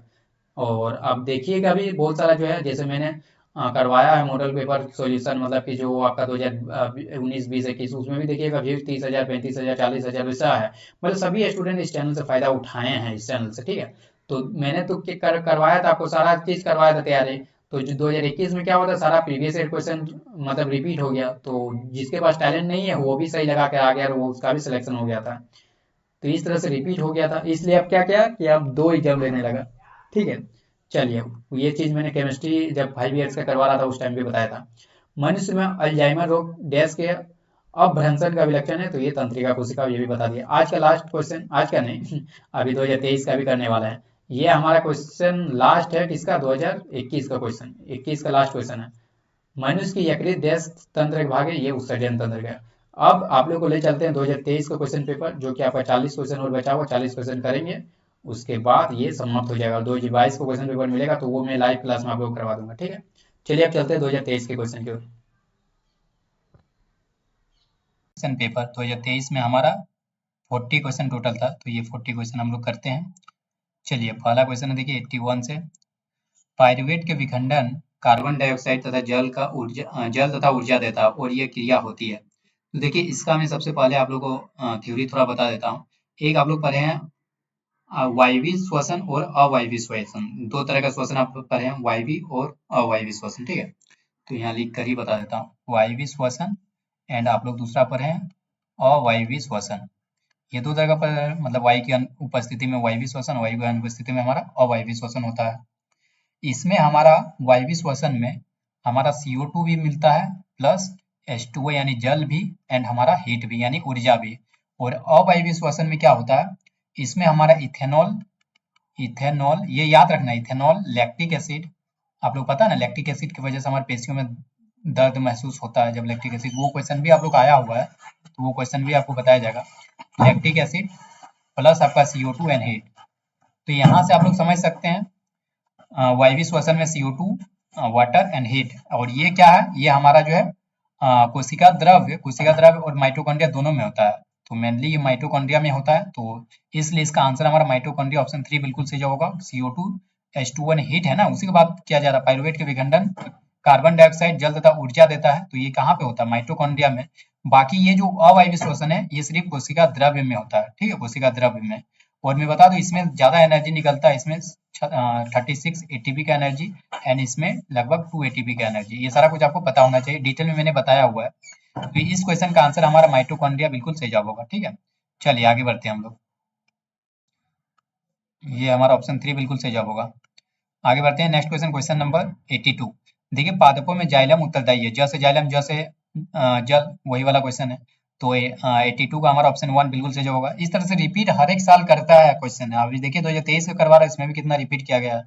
नेक्स्ट क्वेश्चन है क्वेश्चन नंबर 83। 83 में क्या कहा जा रहा है, देखिए मनुष्य में वृक्क एक तंत्र का भाग है जो संबंधित, ये भी तो पूछा गया 2-3 बार, तो उत्सर्जन से संबंधित है ना, तो ऑप्शन 3 बिल्कुल सही जवाब होगा। Next question, question number 84। स्वपोषी पोषण के लिए आवश्यक है, स्वपोषी पोषण कौन करता है, जैसे पादप करते हैं ना, पौधे, पेड़ पौधे, हरे पेड़ पौधे क्या करते हैं, स्वपोषी पोषण करते हैं, अपना भोजन स्वयं बनाते हैं। तो क्या क्या जरूरत पड़ता है, कार्बन डाइऑक्साइड तथा जल, CO2, वाटर, क्लोरोफिल भी जरूरत पड़ता है, सूर्य का प्रकाश, मतलब इनमें सभी जो है सही जवाब होगा। आप लोग पता ही होगा रिएक्शन किस तरह से होता है, पर्यावरण से CO2 लेता है, मैं बैलेंस करके नहीं बता रहा हूँ, CO2 लेता है एंड क्या लेता है, वाटर लेता है, वाटर, ठीक है। और यहाँ सनलाइट के प्रेजेंस में, सनलाइट एंड क्लोरोफिल के प्रेजेंस में, और क्लोरोफिल के प्रेजेंस में क्या बनाता है, ये हमारा ग्लूकोज बनाता है, C6H12O6 प्लस ऑक्सीजन भी हमारा निकलता है एंड वाटर, ठीक है। तो ये हमारा रिएक्शन होता है, प्रकाश संश्लेषण, फोटोसिंथेसिस में कुछ इस तरह से होता है। हरे पेड़ पौधे क्या करते हैं, वातावरण से हमारा कार्बन डाइऑक्साइड लेते हैं एंड जड़ के द्वारा जल लेते हैं। सनलाइट और क्लोरोफिल के प्रेजेंस में वो ग्लूकोज बनाते हैं और ऑक्सीजन और वाटर भी जनरेट करते हैं। कुछ इस तरह से हमारा फोटोसिंथेसिस रिएक्शन होता है, ये आपको पता होना चाहिए। बहुत सारे क्वेश्चन में इस तरह से पूछ लिया जाता है, आपको डैश दे देगा ग्लूकोज की जगह और पूछा जाएगा कि यहाँ पर क्या भरा जाएगा, ठीक है। तो इस तरह से आपका फिल इन द ब्लैंक्स वाला भी एक क्वेश्चन पूछा जा सकता है। तो ये आपको रिएक्शन पता होना चाहिए। बाकी बैलेंस करने के लिए भी पूछा जा सकता है। आप लोग बैलेंस करने जानते ही है, पहले कार्बन को बैलेंस करना, CHO इस ऑर्डर में आपको बैलेंस करना, पहले कार्बन को, फिर हाइड्रोजन को, फिर ऑक्सीजन को, ठीक है। चलिए आगे बढ़ते हैं नेक्स्ट क्वेश्चन की ओर। 85 में क्या कहा जा रहा है? पादप वृद्धि का संदमन, मतलब कि जो पादप वृद्धि होता है उसको रोकने वाला हार्मोन के बारे में बात किया जा रहा है। तो करने वाले हार्मोन का क्या एग्जांपल है? जैसे मैंने बताया, तो ऑक्सिन क्या करता है? ऑक्सिन एक्चुअल में करता है कोशिका की लंबाई वृद्धि करता है। ये भी पादप हार्मोन ही है, कोशिका की लंबाई वृद्धि करता है। जो हमारा जिब्बेरेलिन है, ये तने की वृद्धि में सहायक होता है। जिब्बेरेलिन तने के, जैसे मैंने बताया था, इंटरनोड के दीर्घीकरण में सहायक होता था जिब्बेरेलिन, तो ये तने की वृद्धि में सहायक होता है। साइटोकाइनिन क्या होता है? ये हमारा कोशिका विभाजन में सहायक होता है। तो बोला जा रहा है वृद्धि को संदमन, मतलब कि कमी, वृद्धि को घटाना, मतलब वृद्धि नहीं हो, ऐसा किस हार्मोन की वजह से होता है? ऑक्सिन की वजह से तो वृद्धि होता ही है, क्योंकि कोशिका की लंबाई में वृद्धि करता है। जिब्बेरेलिन में तने की वृद्धि में सहायक होता है। तो जो एब्सिसिक अम्ल है ना, यही पौधे की वृद्धि को रोकने का काम करता है। संदमन मतलब रोकने का काम करना। One example of hormone which inhibits, inhibit मतलब ही है रोकना, ग्रोथ इन प्लांट्स इज, तो इसका आंसर होगा एब्सिसिक अम्ल। याद रखिएगा, मोस्ट इंपॉर्टेंट क्वेश्चन है। और पादप हार्मोन में मैंने बताया कि बहुत सारा क्वेश्चन पादप हार्मोन से पूछा जाता है। तो पादप हार्मोन अच्छे तरीके से आपको देखना है, अच्छा तरीके से पढ़ के जाना है। जो पादप हार्मोन कोशिका विभाजन, देखिए ये मैंने बताया कोशिका विभाजन को प्रेरित करता है, वो क्या है? साइटोकाइनिन। तो ऑप्शन 3 बिल्कुल सही जवाब होगा। आगे बढ़ते हैं नेक्स्ट क्वेश्चन की ओर। क्वेश्चन नंबर 87, मनुष्य में कार्बोहाइड्रेट, प्रोटीन तथा वसा के पूर्ण पाचन का स्थल है। तो 87 का आपका ऑप्शन 2 बिल्कुल सही जवाब होगा, छोटी आंत, यानी स्मॉल इंटेस्टाइन, ठीक है। आगे बढ़ते हैं। Longer small intestine is found in, मतलब सबसे लंबी जो है छोटी आंत किस में पाई जाती है? तो वो शाकाहारी में पाया जाता है। तो इसका आंसर बिल्कुल शाकाहारी बिल्कुल सही जवाब होगा। एक्चुअल में शाकाहारी में क्यों पाया जाता है? क्योंकि देखिए आपका शाकाहारी क्या होते हैं? शाकाहारी आपका मेनली आपका ग्रीन पेड़ पौधे, मतलब कि जो हरे चीजें ही खाते हैं ना, हरे पत्ते वगैरह ही खाते हैं। शाकाहारी क्या है? मतलब हरे चीजों का ही सेवन करते हैं, ठीक है। तो जैसे मान लीजिए गाय का ही एग्जांपल ले लिए, या किसी भी चीज का, शाकाहारी कोई भी जीव हो सकता है, उसका एग्जांपल ले लिया जाए। जैसे गाय, काव जो है हमारा क्या शाकाहारी जीव का एग्जांपल है। तो इसमें होता एक्चुअली ये है कि ये तो घास वगैरह खाते हैं ना, और उसमें सेल्यूलोज जो है बहुत अधिक मात्रा में पाया जाता है। और सेल्यूलोज का पाचन जो है, उसका पाचन करने में बहुत ज्यादा समय लगता है, ज्यादा समय लगता है। यदि अब ज्यादा समय लगेगा, तो जाहिर सी बात है छोटी आंत क्या होना चाहिए? इसमें लंबा होना चाहिए, बड़ा होना चाहिए। छोटी आंत जो है बड़ा होना चाहिए, तब ना ज्यादा समय लग रहा है ना, समय लग रहा तो छोटी आंत भी बड़ी होनी चाहिए, क्योंकि छोटी आंत में सेल्यूलोज का पाचन होगा, तो उसके लिए ज्यादा समय देना होगा। ज्यादा समय देने के लिए छोटी आंत का बड़ा होना आवश्यक है। इसलिए शाकाहारी में जो है बड़ी आंत, सॉरी, छोटी आंत बड़ी होती है, बहुत लंबी होती है शाकाहारी में। सबसे लंबी छोटी आंत किसमें पाया जाता है? तो शाकाहारी में, क्योंकि इनको सेल्यूलोज का पाचन करना पड़ता है, और सेल्यूलोज के पाचन होने में अधिक समय लगता है, ठीक है। यही रीजन है। अगला क्वेश्चन है, नेक्स्ट क्वेश्चन, क्वेश्चन नंबर 89। दो तंत्रिका, ये भी देखिए रिपीटेड क्वेश्चन है। दो तंत्रिका कोशिका के मध्य खाली स्थान को क्या कहते हैं? सिनेप्स कहते हैं। तो ऑप्शन 2 बिल्कुल सही जवाब होगा। अगला क्वेश्चन है, मस्तिष्क उत्तरदायी है सोचने के लिए, बिल्कुल मस्तिष्क तो सोचने के लिए उत्तरदायी है। हृदय स्पंदन के लिए भी बिल्कुल सही है, रेगुलेटिंग ऑफ हार्ट बीट। शरीर का संतुलन बनाए रखने के लिए भी बिल्कुल सही बात कहा जा रहा है, मतलब कि इनमें सभी। तो ऑप्शन 4 बिल्कुल सही जवाब होगा। आगे बढ़ते हैं नेक्स्ट क्वेश्चन 91 की ओर। अलैंगिक जनन मुकुलन द्वारा होता है। देखिए मैंने बताया ना, मुकुलन बहुत इंपॉर्टेंट है, हर एक बार पूछा जाता है। मैंने हर एक बार आप लोगों को देखिएगा, मेरा प्रीवियस ईयर क्वेश्चन भी जो है 2023 से पहले भी मैंने डाला, या 2023 के स्टूडेंट को जब मैंने पढ़ाया है, उसमें भी मैंने हर एक बार आपको बोला कि मुकुलन पढ़ के जाइए, मुकुलन पढ़ के जाइए, यहाँ से क्वेश्चन आएगा ही आएगा। आप लोग को भी बोला पादप हार्मोन पढ़ के जाइए, पादप हार्मोन से 2-3 क्वेश्चन 4 क्वेश्चन आप लोग आराम से देखने को मिलेगा। हार्मोन वाला ही इंपॉर्टेंट है आपको, पादप हार्मोन ही नहीं, जितने भी हार्मोन है, मनुष्य का हार्मोन भी आप लोग पढ़ के जाना है। हार्मोन वाला बहुत ज्यादा इंपॉर्टेंट होता है, ठीक है। तो वो पढ़ के जाइएगा, आपको 4-5 क्वेश्चन आराम से बनेगा, कोई रोक नहीं सकता। तो ये मैंने बताया था पिछले बार भी कि मुकुलन वाला पढ़ के जाइए, आपको मुकुलन से क्वेश्चन आएगा। तो मुकुलन क्या होता है? अलैंगिक जनन मुकुलन द्वारा होता है। तो ये ईस्ट में मैंने 2 एग्जांपल दिया था, ईस्ट और हाइड्रा का, तो ये दोनों याद रखना है। चलिए आगे बढ़ते हैं। एंथर में होते हैं, देखिए मैंने भी कुछ आपको बोला था कि कुछ का इंग्लिश मीनिंग पता होना चाहिए, इसके लिए मैंने जो है सफलता बैच के स्टूडेंट को व्हाट्सएप ग्रुप में दिया ही है। तो एंथर मतलब क्या होता है? एंथर मतलब आपका होता है प्रागकोश, ठीक है, प्रागकोश। तो प्रागकोश में क्या होता है? परागकण होते हैं। आप जान गए कि प्रागकोश होता है एंथर मतलब, तो अब प्रागकोश में तो परागकण होता है, ये आप आसानी से टिक लगा सकते हैं, ठीक है। तो ऑप्शन 4 बिल्कुल सही जवाब होगा, पोलन ग्रेन्स जिसको बोला जाता है इंग्लिश में। आगे बढ़ते हैं। ये क्वेश्चन पता नहीं आप लोगों को दिख रहा होगा ना, यहाँ मैं समझा देता हूँ। ये क्वेश्चन होमवर्क ले लीजिए, आप लोग होमवर्क में ट्राई कीजिए इसको, अदरवाइज मैं इसका, चलिए मैं आंसर बता देता हूँ, आपको होमवर्क में सोचना है इसको, ठीक है। तब ना आप लोग भी एनसीईआरटी थोड़ा पढ़िए और जो मैं शॉर्ट नोट्स दिया उस शॉर्ट नोट्स का फायदा उठाइए।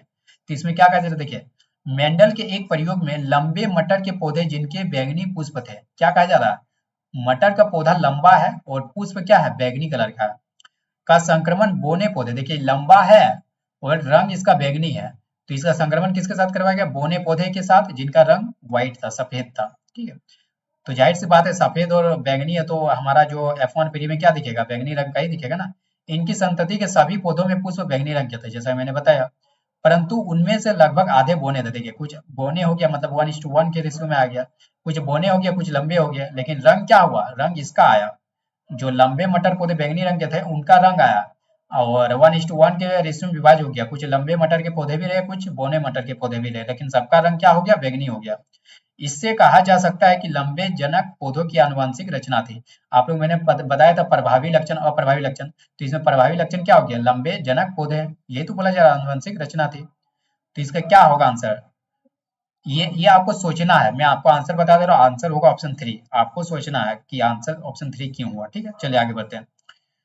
नेक्स्ट क्वेश्चन है क्वेश्चन नंबर 94, प्राकृतिक वरण द्वारा जैव विकास सिद्धांत की परिकल्पना की, किसने परिकल्पना की, तो इसका आंसर मैं बता दूं 94 का वो ऑप्शन 1 डार्विन ने होगा, चार्ल्स डार्विन। ठीक है, आगे बढ़ते हैं। नेक्स्ट क्वेश्चन, मानव शरीर के विभिन्न भागों में समन्वय किसके द्वारा होता है, मतलब मानव शरीर सामंजस्य कैसे बैठाया जा सकता है, तंत्रिका तंत्र तो होता ही और अंतःस्रावी तंत्र भी होगा, क्योंकि अंतःस्रावी तंत्र से हार्मोन स्रावित होता है और हार्मोन क्या होता है, हमारे शरीर में सामंजस्य बनाने का काम करता है। तो ऑप्शन 4 बिल्कुल सही जवाब होगा, तंत्रिका तंत्र एवं अंतःस्रावी तंत्र दोनों होगा। ठीक है, आगे बढ़ते हैं।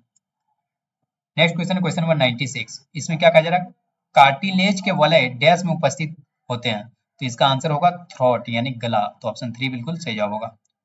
आगे बढ़ते हैं हम लोग। नेक्स्ट क्वेश्चन, सारा क्वेश्चन आपको याद होना चाहिए। 97 में कहा जा रहा, निम्न में से कौन आहार श्रृंखला का निर्माण करता है, देखिए ये क्वेश्चन 3 बार रिपीट हो चुका है, तो घास, बकरी तथा मानव, ऑलरेडी मैंने डिस्कस किया हुआ। आगे बढ़ते हैं।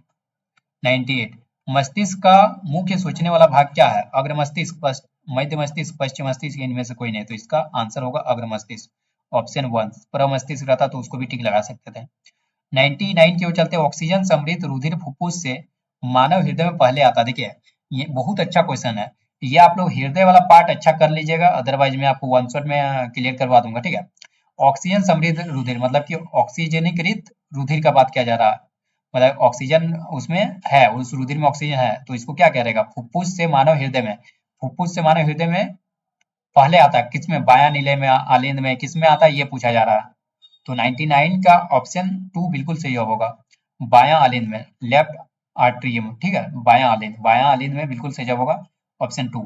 इसमें एक्चुअल में होता ये है कि मैं आपको थोड़ा सा बता देता हूँ, जैसे आपको क्या है, बॉडी से मतलब शरीर से, बॉडी से जो आपका दूषित रक्त बोल सकते हैं, या उसमें ऑक्सीजनीकृत रक्त नहीं होता, विऑक्सीजनीकृत रक्त को कहाँ आपका हृदय तक पहुंचाने का काम कौन करता है, हृदय तक यानी हार्ट तक पहुंचाने का काम कौन करता है, वो हमारा सीरा करता है। ठीक है, हृदय तक पहुंचाता है ना सीरा, और इसके बाद वो ऑक्सीजनीकृत हो जाता है, ऑक्सीजनीकृत हो जाता है, यहाँ से हृदय से हमारा, हृदय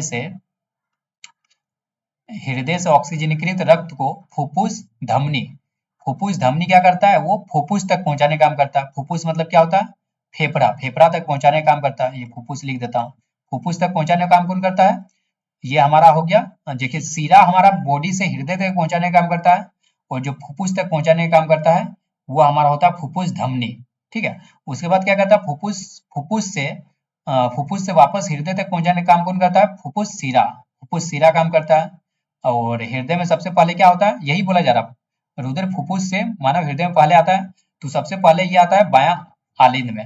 आप लोग एक बार बुक देखिएगा एनसीईआरटी का, अच्छा से पढ़िएगा, आपको अच्छी तरीके से समझ में आ जाएगा। ठीक है, चलिए आगे बढ़ते हैं। नेक्स्ट क्वेश्चन है क्वेश्चन नंबर 100, रुधिर स्राव में थक्का बनता है तो प्लेटलेट्स द्वारा। ठीक है, चलिए आगे बढ़ते हैं 101 की ओर। अचानक किसी क्रिया के कारण, यही क्वेश्चन का मैं आप लोग उस टाइम बोल रहा था, अचानक किसी क्रिया के कारण हमारे पेशियों में ऐंठन हो जाता है ना, वो किसके कारण से होता है, वो लैक्टिक अम्ल के कारण, लैक्टिक अम्ल का निर्माण होना क्रैम्प का कारण है, तो ऑप्शन 3 बिल्कुल सही जवाब होगा।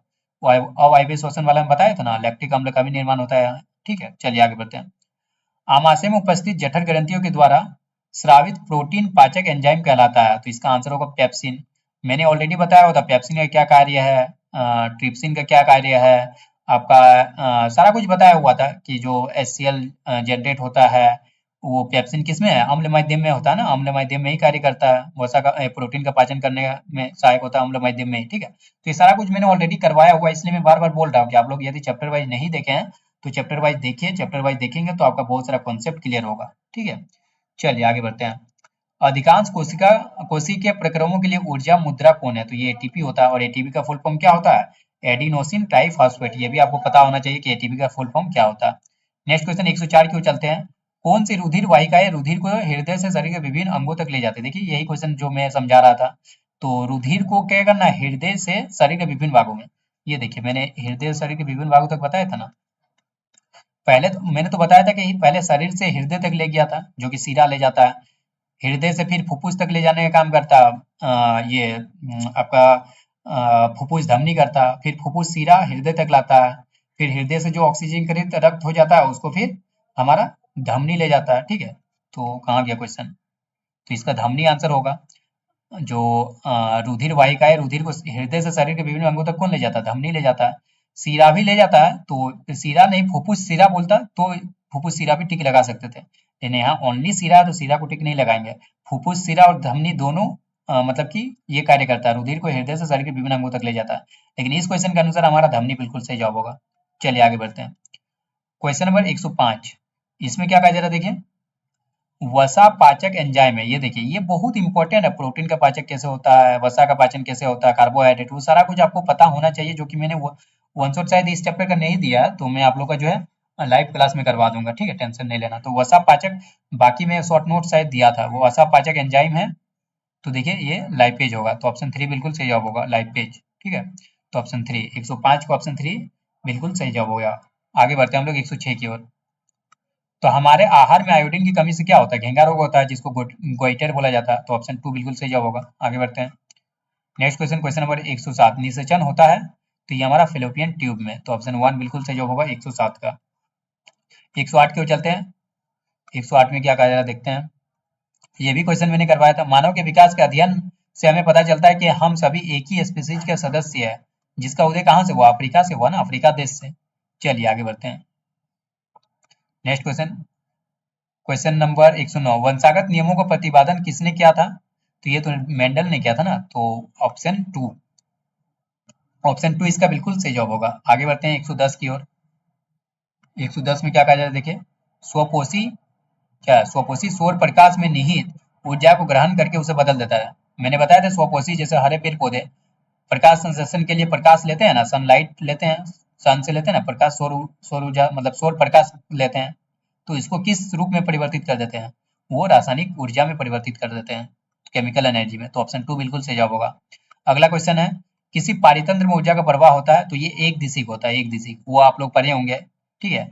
जो आपका ऊर्जा का प्रवाह, जैसे कोई जीव दूसरे जीव को खाया तो उसका 10% ही उसके पास जाएगा एनर्जी, वो सारा कुछ पढ़े हैं ना। पर जो फर्स्ट प्राथमिक रहता है उसमें ज्यादा एनर्जी रहता है, फिर जैसे धीरे धीरे ऊपर जाते जाता है उसका एनर्जी घटते जाता है। जैसे मान लीजिए 100 किलो जूल है, ठीक है, 100 किलो जूल, कोई मान लीजिए हिरन ने घास खाया तो उसको 100 किलो जूल आया। अब ये हिरन के पास है, अब हिरन के पास है, अब शेर इसको खा गया तो इसके पास कितना एनर्जी चला जाएगा, इसका 10%, मतलब कि 100 किलो जूल आ जाएगा। तो इस तरह से 10% ही जाता है, ठीक है। चलिए आगे बढ़ते हैं हम लोग। तो इसका आंसर एक दिशी होगा। आगे बढ़ते 112 की ओर। गंगा के जल में किस सूक्ष्मजीव संदूषण को सूचित करता है, तो ये होगा कॉलीफॉर्म बैक्टीरिया, ऑप्शन 3, ऑप्शन 3 इसका करेक्ट आंसर होगा। नेक्स्ट क्वेश्चन 113, जल संग्रहण भारत में बहुत पुरानी संकल्पना है, भारत में भिन्न भिन्न क्षेत्र में बहुविध प्रणाली है, भारत के किस राज्य में आहार तथा पाइन जल संग्रहण का प्रयोग होता है, तो ये पाइन जल आहार तथा पाइन जल संग्रहण का प्रयोग जो हमारे बिहार में होता है। तो ऑप्शन 3 बिल्कुल सही जवाब होगा। अगला क्वेश्चन है, नेक्स्ट क्वेश्चन, बाल्यावस्था में वृद्धि हार्मोन की कमी से क्या होगा, यही मैंने बताया था कुछ देर पहले कि वृद्धि हार्मोन की कमी से वो बोनापन हो जाएगा। और वृद्धि हार्मोन कौन स्रावित करता है, पिट्यूटरी ग्लैंड, जिसको बोला जाता है पीयूष ग्रंथि, जिसको बोला जाता है मास्टर ग्लैंड, मास्टर ग्रंथि, ठीक है। आगे बढ़ते हैं। प्रत्येक वृक्क में अनेक निस्यंदन एकक होते हैं, जिन्हें क्या कहते हैं, इसको हम लोग नेफ्रॉन बोलते हैं, और नेफ्रॉन के अंदर बोमेन्स कैप्सूल होते हैं। तो इसका ऑप्शन 3 भी जवाब हो सकता है, लेकिन इसका मोस्ट अप्रोप्रिएट आंसर होगा हमारा नेफ्रॉन। नेफ्रॉन के अंदर ही होता है बोमेन कैप्सूल, ठीक है, तो यहाँ पूछा जा रहा है प्रत्येक वृक्क में अनेक निस्यंदन एकक होते हैं, तो इसको नेफ्रॉन हम लोग बोलते हैं, तो ऑप्शन 1 सही जवाब होगा। आगे चलते हैं। पुरुषों में लिंग गुणसूत्रों का युग्म है। देखिए पुरुषों में बात किया जा रहा है, मेल में बात किया जा रहा है, मेल में क्या होगा, एक्स वाई होगा, तो एक्स वाई किसमें, ऑप्शन 2 में है, तो ऑप्शन 2 बिल्कुल सही जवाब होगा। नेक्स्ट क्वेश्चन है क्वेश्चन नंबर 117। भारत के वाटरमैन, देखिए वाटरमैन किसको बुलाया गया, ये सब क्वेश्चन पूछना नहीं चाहिए था वैसे, ये सब क्वेश्चन तो पूछे, ये तो जीके का क्वेश्चन हो गया ना, ये क्लेट वालों को पूछना चाहिए था। भारत के वाटरमैन डॉक्टर राजेंद्र सिंह ने स्टॉकहोम वाटर पुरस्कार जीता, कब जीता, तो वो 2015 में इसको दिया गया था। ठीक है, चलिए आगे बढ़ते हैं। नेक्स्ट क्वेश्चन याद रखिएगा, सब हो सकता है रिपीट कर दिया जाए। भ्रूण को माँ के रक्त से पोषण एक विशेष ऊतक की सहायता से मिलता है, जिसे क्या कहते हैं, प्लेसेंटा कहते हैं। ये क्वेश्चन तो बहुत बार रिपीट हुआ है। 119 को चलते हैं, समजात अंगों का उदाहरण है, तो ये भी रिपीट हुआ है, तो इनमें सभी बिल्कुल सही जवाब होगा। लास्ट क्वेश्चन 120, जिबरेलिन सहायक होता है। देखिए मैंने बोला था पादप हार्मोन से लगभग 3 से 4 क्वेश्चन आया था 2023 में, और इस साल भी पादप हार्मोन और जंतु हार्मोन दोनों मिलाकर आपका बहुत सारा क्वेश्चन जो है इस बार भी पूछा जाएगा। तो जिबरेलिन किसके सहायक है, वो मैंने बताया था तने की वृद्धि में, तो ऑप्शन 1 बिल्कुल सही जवाब होगा। कोशिका लंबाई वृद्धि में कौन सहायक है, ये हमारा ऑक्सीन है, और कोशिका विभाजन में कौन सहायक है, साइटोकाइनिन। ये तीनों क्वेश्चन तो ऑलरेडी पूछ लिया गया ना, तो ये बहुत इंपॉर्टेंट है। तो अब हम लोग देखने वाले हैं बायोलॉजी का 2024 में आया हुआ क्वेश्चन पेपर। ये 2024 में जो क्वेश्चन पेपर आया हुआ था, तो मोस्ट ऑफ द क्वेश्चन जो रिपीटेड था, जैसा कि ऑलरेडी मैंने बताया हुआ है कि पीवाईक्यू से आपका बहुत सारा क्वेश्चन आता है, तो 2025 में भी आप लोग का जो है पीवाईक्यू से बहुत सारा क्वेश्चन देखने को मिलेगा। ठीक है, और मैं बता दूं 2024 में जो क्वेश्चन आया हुआ था, उसमें आपका मॉडरेट लेवल का क्वेश्चन था, ना ज़्यादा टफ क्वेश्चन था और ना ही ज़्यादा इजी क्वेश्चन था, इजी भी नहीं था और टफ भी नहीं था, वो मॉडरेट लेवल का क्वेश्चन था, मतलब बीच का क्वेश्चन था। ठीक है, कुछ क्वेश्चन आपको अच्छे लेवल का भी मिलेगा, बाकी क्वेश्चन पीवाईक्यू से रिपीटेड क्वेश्चन था। और अभी मैं आप लोग का वीडियो रिकॉर्ड कर रहा हूँ, अभी टाइम भी देख सकते हैं 2024 का वीडियो रिकॉर्ड कर रहा हूँ, 23:57 बोले तो 11:57, मतलब 12 बजने वाला, 12 बजे रात को रिकॉर्ड कर रहा हूँ। केमिस्ट्री का भी उस दिन 2024 वाला क्वेश्चन 12 बजे रात को ही रिकॉर्ड किया था। ठीक है, और अभी आप लोग के लिए मैं ये चीज़ भी कर रहा हूँ कि केमिस्ट्री का आप लोग बोले थे रिविजन करवा दीजिए, और तो मैं केमिस्ट्री पर काम कर रहा हूँ, केमिस्ट्री का आप लोग का रिविजन करवा दूंगा पूरा A to Z। ठीक है, चलिए ज़्यादा देर नहीं करते, इस वीडियो को शुरुआत करते हैं। इसमें देखिए कहा जा रहा है 81 क्वेश्चन नंबर में, यदि आप पहले नहीं देखे हैं, जो 5 साल का ऑलरेडी है इससे पहले, वो भी आप लोग देखिए 2019 से लेकर 2023 तक, उसके बाद आपको 2024 का देखना है। तो 81 नंबर से आप लोग को 120 तक रहेगा, टोटल 40 क्वेश्चन इसमें भी। ठीक है, प्रकाश संश्लेषण का भंडारण उत्पाद है, तो इसका आंसर देखिए ग्लूकोज हो जाएगा, पहला आंसर करेक्ट आंसर। और जैसा कि मैंने ऑलरेडी पहले भी बताया हुआ है कि जो बायोलॉजी होता है उसमें ज़्यादा एक्सप्लेनेशन की जरूरत नहीं है, इसमें आप लोगों को बेसिकली याद ही रखना है। ठीक है, चलिए अगला क्वेश्चन, क्वेश्चन नंबर 82। इसमें क्या कहा जा रहा है, देखिए स्वपोषी स्वपोषित जीवों के अंतर्गत है, तो स्वपोषित जीव किसको कहते हैं, जो अपना भोजन स्वयं बनाते हैं, मतलब हरे पेड़ पौधे ही तो स्वपोषी जीव है, तो ऑप्शन 3 बिल्कुल करेक्ट आंसर होगा। क्वेश्चन नंबर 83 की ओर चलते हैं, परपोषी जीव का उदाहरण है। देखिए स्वपोषी, परपोषी, परजीवी, ये सब कुछ आप लोग को जो है पता होना चाहिए, और आई होप आप लोग पढ़ के आए हुए 10th क्लास देखे, तो आप लोग को सभी को पता होगा। तो परपोषी जीव का उदाहरण है, तो इसका आंसर क्या हो जाएगा, ऑप्शन नंबर 1 बिल्कुल सही जवाब हो जाएगा, फीता कृमि। अगला क्वेश्चन, क्वेश्चन नंबर 84। इसमें कहा जा रहा है अधिकतम एटीपी, एटीपी का फुल फॉर्म भी आपको पता होना चाहिए, डैश के द्वारा उत्पादित होता है, तो 84 का 1 करेक्ट आंसर होगा, ग्लाइकोलिसिस, ग्लाइकोलिसिस। ठीक है, चलिए अगला क्वेश्चन, क्वेश्चन नंबर 85। इसमें क्या कहा जा रहा है, वाहिकाएं जो रक्त को हृदय से शरीर के विभिन्न अंगों तक पहुंचाती कहलाते। देखिए रक्त को क्या कर रहा है, हृदय से शरीर के विभिन्न अंगों तो उसको क्या कहते हैं, धमनी कहते हैं, धमनी ही तो ले जाता है ना हृदय से शरीर के विभिन्न अंगों तक, कौन पहुंचाने का काम करता है, धमनी। धमनी, सीरा, महाधमनी, महाशिरा, ये सारा कुछ आप लोग को पता होना चाहिए, ऑलरेडी मैंने डिस्कस किया हुआ है। 86 की ओर चलते हैं, पायरुवेट का भंजन द्वारा कार्बन डाइऑक्साइड, जल तथा ऊर्जा का उत्पादन डैश में होता है, तो इसका आंसर ऑप्शन 2 माइटोकॉन्ड्रिया बिल्कुल सही जवाब हो जाएगा 86 का। अगला क्वेश्चन चलते हैं, क्वेश्चन नंबर 87। इसमें कहा जा रहा है पौधों में जल तथा खाद्य सामग्रियों का परिवहन किया जाता है क्रमशः। इसका भी ऑलरेडी मैंने ट्रिक बनाया है कि जल का परिवहन जब भी पूछा जाएगा तो आपको जाइलम टिक लगाना है, जाइलम, ज से जल, ज से जाइलम, ज से जल, ज से जाइलम। और खाद्य सामग्रियों के बारे में पूछा जाएगा तो खाद्य सामग्री के लिए आपको फ्लोएम टिक लगाना है, फ से फ्लोएम, फ से फूड, फूड मतलब खाद्य खाना होता है ना, तो फ से फ्लोएम, फ से फूड, ज से जाइलम, ज से जल। तो इस तरह आप ट्रिक के माध्यम से याद रखेंगे तो कभी भूलेंगे नहीं। तो जल तथा खाद्य सामग्री, पहले जल है तो पहले जाइलम आना चाहिए, उसके बाद फ्लोएम, तो जाइलम तथा फ्लोएम से जाएगा, तो ऑप्शन 2 बिल्कुल सही जवाब होगा। ठीक है, जाइलम तथा फ्लोएम से होकर। क्वेश्चन नंबर 88 के चलते हैं, मानव के उत्सर्जन तंत्र की इकाई है, तो इसका आंसर सभी को पता होगा, नेफ्रॉन। ऑप्शन 1 बिल्कुल सही जवाब होगा। अगला क्वेश्चन, ये कौन सा क्वेश्चन, 88। उसके बाद 89 की ओर चलते हैं, जिसमें कहा जा रहा है पौधों में उत्सर्जन होता है, तो इसको हम लोग एस्टोमेटा के जरिए पौधों में उत्सर्जन होता है, तो ऑप्शन 3 बिल्कुल सही जवाब होगा। 90 की ओर चलते हैं, क्वेश्चन नंबर 90। इसमें क्या कहा जा रहा है, देखिए इसमें कहा जा रहा है पौधों में तना की वृद्धि में सहायता करने वाला हार्मोन कौन सा। मैंने ऑलरेडी बहुत सारे वीडियो पर और इसमें भी आप लोग को डिस्कस किया हुआ कि पादप हार्मोन से आपका बहुत सारा क्वेश्चन बनता है, तो पादप हार्मोन बिल्कुल अच्छी तरीके से आपको करना है, 4 से 5 क्वेश्चन बिल्कुल आप लोग को पादप हार्मोन से क्वेश्चन आ जाएगा। तो पौधों में तना की वृद्धि सहायता करने वाला हार्मोन कौन सा है, तो जिब्बेरेलिन। ठीक है, तो ऑप्शन 3 बिल्कुल सही जवाब होगा। अगला क्वेश्चन की ओर चलते हैं, क्वेश्चन नंबर 91। 91 में देखिए क्या कहा जा रहा है, मानव शरीर में तंत्रिका तंत्र की इकाई है, तो मानव तंत्र में जो तंत्रिका तंत्र इकाई है उसको न्यूरॉन कहते हैं, तो ऑप्शन 2 बिल्कुल सही जवाब हो जाएगा 91 का। अब चलते हैं 92 की ओर।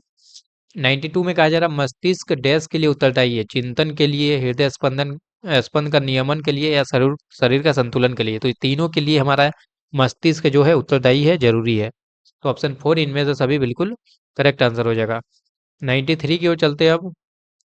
93 में देखिए क्या कहा जा रहा है, दो न्यूरॉनों के बीच का अंतराल कहलाता है।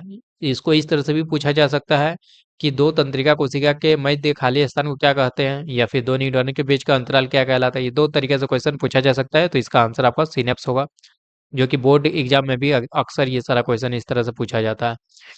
अगला क्वेश्चन 94, डैश का पाचन द्वारा अमीनो अम्ल प्रस्तुत होता है, तो इसका आंसर ऑप्शन 3 प्रोटीन बिल्कुल सही जवाब हो जाएगा 94 का। 95 की ओर चलते हैं, तो 95 में कहा जा रहा है अमीबा में प्रजनन की विधि है, तो अमीबा में प्रजनन की विधि क्या होती है, द्विखंडन, तो ऑप्शन 1 बिल्कुल सही जवाब हो जाएगा 95 का। 96 की ओर चलते हैं। 96 में कहा जा रहा है निम्न में से कौन जीव पुनर्जनन विधि द्वारा जनन करता है, तो इसका आंसर प्लेनेरिया बिल्कुल सही जवाब होगा, ऑप्शन 3। अगला क्वेश्चन, क्वेश्चन नंबर 97। 97 में क्या कहा जा रहा है, देखिए निम्न में कौन जीव मुकुलन द्वारा जनन करता है। बार बार मैंने चिक चिक कर बोला हुआ है कि मुकुलन के लिए आपको याद रखना है, एक होता है ईस्ट, एक होता है हाइड्रा। ठीक है, इस बार भी मोस्ट ऑफ द चांसेस है कि ये क्वेश्चन आएगा, तो ऑप्शन 3 बिल्कुल सही जवाब होगा, 1 और 2 दोनों। मुकुलन विधि द्वारा जनन ईस्ट में भी होता है, हाइड्रा में भी होता है, इसलिए ऑप्शन 3 बिल्कुल करेक्ट आंसर होगा 97 का। 98 की ओर चलते हैं। 98 में देखिए क्या कहा जा रहा है, ब्रायोफाइलम में प्राकृतिक विधि द्वारा कायिक संवर्धन डैश द्वारा होता है, तो इसका आंसर पत्ता कलिका बिल्कुल सही जवाब होगा, ऑप्शन 3। अगला क्वेश्चन, क्वेश्चन नंबर 99। ये सब कुछ आपको याद ही रखना, बायोलॉजी का मैक्सिमम क्वेश्चन आपको याद रखने की जरूरत है, क्योंकि इसमें एक्सप्लेनेशन की बहुत कमी जरूरत होता है। आपको याद रहेगा तो बिल्कुल आप फटाक से टिक लगाकर आगे बढ़ सकते हैं, याद नहीं रहेगा तो फिर आप टिक नहीं लगा पाएंगे, इसलिए आपको बायोलॉजी में खासकर रट्टा मारना ही होगा। मैं रट्टा मारना हाँ, बिल्कुल सजेस्ट नहीं करता, लेकिन बायोलॉजी जैसे सब्जेक्ट को रटना ही होगा। ठीक है, उद विकास प्राकृतिक वर्णन के कारण हुआ था, यह परिकल्पना डैश द्वारा दिया गया, तो चार्ल्स डार्विन बिल्कुल सही जवाब होगा, आपका ऑप्शन नंबर 4। अब चलते हैं 100 की ओर। क्वेश्चन नंबर 100 में देखिए क्या कहा जा रहा है, किसी फूल की एंथर में होता है। देखिए बार बार मैंने बोला है कि आपको इंग्लिश मीनिंग भी पता होना चाहिए, यदि आपको इंग्लिश मीनिंग नहीं पता होगा तो इस क्वेश्चन का आप सही जवाब नहीं दे पाएंगे, इसलिए मैंने बोला है कुछ कुछ टर्म जो है इंग्लिश मीनिंग पता होना चाहिए, खासकर बायोलॉजी का। बायो का जो है कुछ कुछ टर्म जो है उसका इंग्लिश मीनिंग पता होना चाहिए, तो हिंदी इंग्लिश दोनों जानेंगे तो आप बिल्कुल सही से टिक लगा सकते हैं। नहीं तो ये क्वेश्चन देखिए, जिसको इंग्लिश पता होगा फिर एंथर मतलब वही टिक लगा सकते हैं। तो किसी फूल के एंथर में क्या होता है, परागकण, तो ऑप्शन 4 बिल्कुल सही जवाब होगा। 101 की ओर चलते हैं। क्योंकि मोस्ट ऑफ द जो व्यूअर्स है या फिर आपका ये जैक बोर्ड के मोस्ट ऑफ द स्टूडेंट्स है वो हिंदी मीडियम के हैं, उनको इंग्लिश समझने में थोड़ी दिक्कतों का सामना करना पड़ता है। वो इंग्लिश मीडियम से है नहीं कि इंग्लिश जानेंगे, बहुत कम ही ऐसे स्टूडेंट है जो जैक बोर्ड के जो इंग्लिश मीडियम से पढ़ाई कर रहे हैं, मैक्सिमम स्टूडेंट हिंदी मीडियम के हैं। निम्न में कौन आवश्यक रूप से ना कैंसर जनन जन्य है और ना ही किसी प्रकार के कैंसर का कारण है, तो कहवा में कैफीन, कहवा मतलब कॉफी होता है, तो कैफीन की मात्रा होती है कॉफी में। ठीक है, तो उसको पीने से थोड़ी ना आपको कार्सिनोजेनिक या फिर कोई कैंसर टाइप का रोग होता है, नहीं होता ना कैंसर। तो ये हमारा कहवा में कैफीन इन कॉफी बिल्कुल सही जवाब होगा। अगला क्वेश्चन, क्वेश्चन नंबर 102। 102 में देखिए क्या कहा जा रहा है, यदि हवा में अचानक परागकण, कवकी बीजाणु तथा धूल कण की मात्रा वृद्धि पाए तो निम्न में से कौन सी समस्या बढ़ सकती है, तो 102 का आपका आंसर 4 बिल्कुल सही जवाब होगा, अस्थमा, जिसको टीबी बोलते हैं। ठीक है, चलिए अगला क्वेश्चन, क्वेश्चन नंबर 103। मानव में त्वचा कैंसर का प्रमुख कारण सूर्य से निकलता हुआ डैश विकिरण है, सूर्य से क्या अल्ट्रावायलेट रे होता है, तो पराबैंगनी किरण जिसको हिंदी में बोलते हैं, तो ऑप्शन 4 बिल्कुल करेक्ट आंसर होगा। नेक्स्ट क्वेश्चन, क्वेश्चन नंबर 104, पारितंत्र में खाद्य श्रृंखला निम्न में कौन संगठित करता है? तो पारितंत्र में क्या होता है? समस्त जीवधारी रहते हैं, ठीक है, चाहे वो निर्जीव सजीव सब कुछ जीवधारी आपस में मिलकर पारितंत्र का निर्माण करते हैं। तो पारितंत्र में खाद्य श्रृंखला निम्न में कौन संगठित करता है? तो 104 का आपका ऑप्शन 2 बिल्कुल सही जवाब होगा, घास, बकरी तथा मानव। चलिए आगे बढ़ते हैं क्वेश्चन नंबर 105 की ओर। 105 देखिए, निम्न में कौन प्रभाव जल प्रदूषण का परिणाम है? तो यहाँ पर देखिए, ये दो ऑप्शन तो सही से दिख नहीं रहा, डिफनेस है मतलब बहरापन होगा ये हिंदी, और ये ब्रोंकाइट्स है ना, ब्रोंचाइट्स। तो ये है, एक सुपोषण है, एक विषपोषण है। तो बोला जा रहा जल प्रदूषण का परिणाम है, निम्न में कौन प्रभाव जल प्रदूषण का परिणाम है? तो 105 का आपका ऑप्शन हुआ बिल्कुल सही जवाब होगा, सुपोषण, जिसको इंग्लिश में बोलते हैं यूट्रोफिकेशन। ये शायद आप नहीं जानते होंगे, ये क्लास 11 का पूछा गया, यूट्रोफिकेशन जिसको बोलते हैं इंग्लिश में। चलिए अगला क्वेश्चन की ओर चलते हैं, क्वेश्चन नंबर 106, कबूतरों में पाया गया 9 वायु की थैली डैश में सहायता करती है? तो 1 से 6 का आपका ऑप्शन नंबर 3 बिल्कुल सही जवाब होगा, शरीर को हल्का बनाने में भी और उड़ते समय ऑक्सीजन का प्रबंधन करने में भी, मतलब 1 और 2 दोनों, मतलब कि ऑप्शन 3। अगला क्वेश्चन, क्वेश्चन नंबर 107, इसमें क्या कहा जा रहा है? देखिए, पक्षी तथा चमगादड़ के पंख जैसे अंग विवेचित होते हैं। तो इसका आंसर होगा 107 का आपका ऑप्शन नंबर 2, विषम जाति के रूप में, एनालोजस, ठीक है, एनालोगस होगा, ठीक है, होमोलोगस नहीं होगा। अगला क्वेश्चन, क्वेश्चन नंबर 108, इसमें कहा है जीवित जीवों के संरक्षित सभी ट्रेसों को कहते हैं? तो इसको तो जीवाश्म कहते हैं। तो ऑप्शन 4 बिल्कुल करेक्ट आंसर होगा, all the preserve traces of living organisms are called fossils, जिसको इंग्लिश में बोलते हैं और हिंदी में जीवाश्म, ठीक है। तो 108 का ऑप्शन 4 बिल्कुल सही जवाब होगा। 109 की ओर चलते हैं, जिसमें क्या कहा जा रहा है? देखिए, जल की अधिक हानि को रोकने हेतु ऊंट का सामर्थ्य के कारण है? तो आप जानते हो कुबर का पानी भंडारण करना, जानते ही होंगे ना, कि जो ऊंट है वो अपने कुबर में पानी का भंडारण करके रखते हैं। अगला क्वेश्चन, क्वेश्चन नंबर 110, समजातीय अंग निम्न में कौन लक्षण दर्शाता है? तो 110 का आपका ऑप्शन नंबर 1 बिल्कुल सही जवाब होगा, कार्य में अलग परंतु उभयनिष्ठ उत्पत्ति, मतलब उन लोगों का कॉमन ओरिजिन है, वो उन लोग का जो ओरिजिन है, उत्पत्ति जो है वो एक ही तरीके से हुआ है, लेकिन वो काम अलग अलग तरीके से करते हैं, कार्य में अलग परंतु उभयनिष्ठ उत्पत्ति। अगला क्वेश्चन को चलते हैं 111। 111 में देखिए, निम्न में कौन एक ही आहार के लिए अंतरजातीय संघर्ष है? तो इसका आंसर ऑप्शन 3 बिल्कुल सही जवाब होगा, तालाब में रोहू मछलियों में संघर्ष, ठीक है। चलिए अगला क्वेश्चन 112 की ओर चलते हैं। 112 देखिए क्या कहा जा रहा है, हीमोफीलिया डैश पर जीन का उत्परिवर्तन के कारण होता है। ये भी आप लोग नहीं जानते होंगे, तो इसको याद रख लेना आपको। 112 का आंसर 1 बिल्कुल सही जवाब होगा, एक्स गुणसूत्र, ठीक है। अगला क्वेश्चन, एक्स क्रोमोसोम जिसको हिंदी इंग्लिश में बोलते हैं। 113 नंबर, सबसे अधिक गैर पारंपरिक स्रोतों में से एक है? तो 113 का आपका ऑप्शन 1 बिल्कुल सही जवाब होगा, सौर ऊर्जा, मतलब one of the most non conventional sources of energy is solar energy, ठीक है।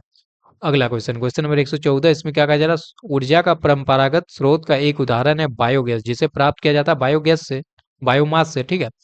बायोगैस किससे प्राप्त किया जाता है? बायोमास से। तो ऑप्शन 1 बिल्कुल सही जवाब होगा, जीव द्रव्य से। आपको इंग्लिश मीनिंग भी पता होना चाहिए, इसको बायोमास बोलते हैं। अगला क्वेश्चन 115, इसमें कहा जाए डैश के भारी परमाणु के केंद्र की विखंडन द्वारा उत्पादित ऊर्जा नाभिक की ऊर्जा है, यानी कि nuclear energy generated by nuclear fission of A heavy atom of, तो यूरेनियम। तो ऑप्शन 1 बिल्कुल सही जवाब होगा 115 का। अगला क्वेश्चन 116 की ओर। 116 में कहा जा रहा हाइपर स्ट्राइकोसिस होने का क्या कारण है? तो इसका आंसर होगा वाई गुणसूत्र, ऑप्शन 2 बिल्कुल सही जवाब होगा 116 का। 117 की ओर चलते हैं, पारितंत्र फिर से आ गया। पारितंत्र एक जैविक घटक है, तो पारितंत्र के जो जैविक घटक है, ऑप्शन नंबर 4 बिल्कुल सही जवाब होगा, पौधे, प्राणी तथा माइक्रोवेव। मैंने बताया पारितंत्र में समस्त जीवधारी आपस में मिलकर पारितंत्र निर्माण करता है, चाहे सजीव हो निर्जीव हो, ठीक है। तो इनमें सभी बिल्कुल सही जवाब होगा। अगला क्वेश्चन 118, इसमें कहा जा रहा है किसी पारितंत्र में जीव अपने संपोषण के लिए प्रत्यक्ष या परोक्ष, मतलब डायरेक्टली या इनडायरेक्टली रूप से निर्भर करता है, किस पर निर्भर करता है? उत्पादकों पर, हरे पेड़ पौधों पर। तो ऑप्शन 1 बिल्कुल सही जवाब होगा 118 का।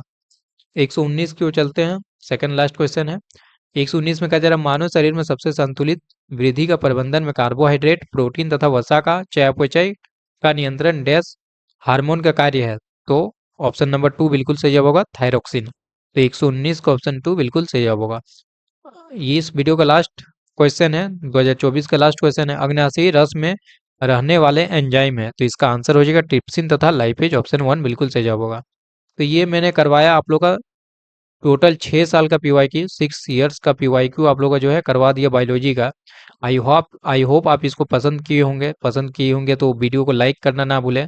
अपने दोस्तों के साथ भी इस वीडियो को ज़्यादा से ज़्यादा शेयर करें, क्योंकि देखिए इतना आप लोग के लिए मेहनत कर रहा हूँ। पिछले बार तो मैंने सफलता बैच निकाला था, तो सफलता बैच से बहुत सारे स्टूडेंट का सपोर्ट मिला था और सफलता बैच से बहुत सारे स्टूडेंट का सिलेक्शन भी हुआ था। यानी इस बार मुझे समय नहीं मिला, इसी की वजह से मैं देखिए दिन रात आप लोग के लिए वीडियो बनाने में लगा हुआ। रात में ही मुझे समय मिल पा रहा, तो अभी 12 बजे देखिए, अभी टाइम भी आप लोगों को दिखा दे रहा हूँ। अभी टाइम हो गया है रिकॉर्ड करते करते 12:10। तो अभी कंटिन्यूअसली आप लोग का रिकॉर्ड कर रहा हूँ, तो इसके लिए तो एक लाइक जरूर बनता है यार। तो आप लोग लाइक कीजिए ज़्यादा से ज़्यादा, और ज़्यादा से ज़्यादा इस वीडियो को शेयर भी कीजिए। चलिए आज के लिए इतना है, तब तक के लिए take care and bye bye.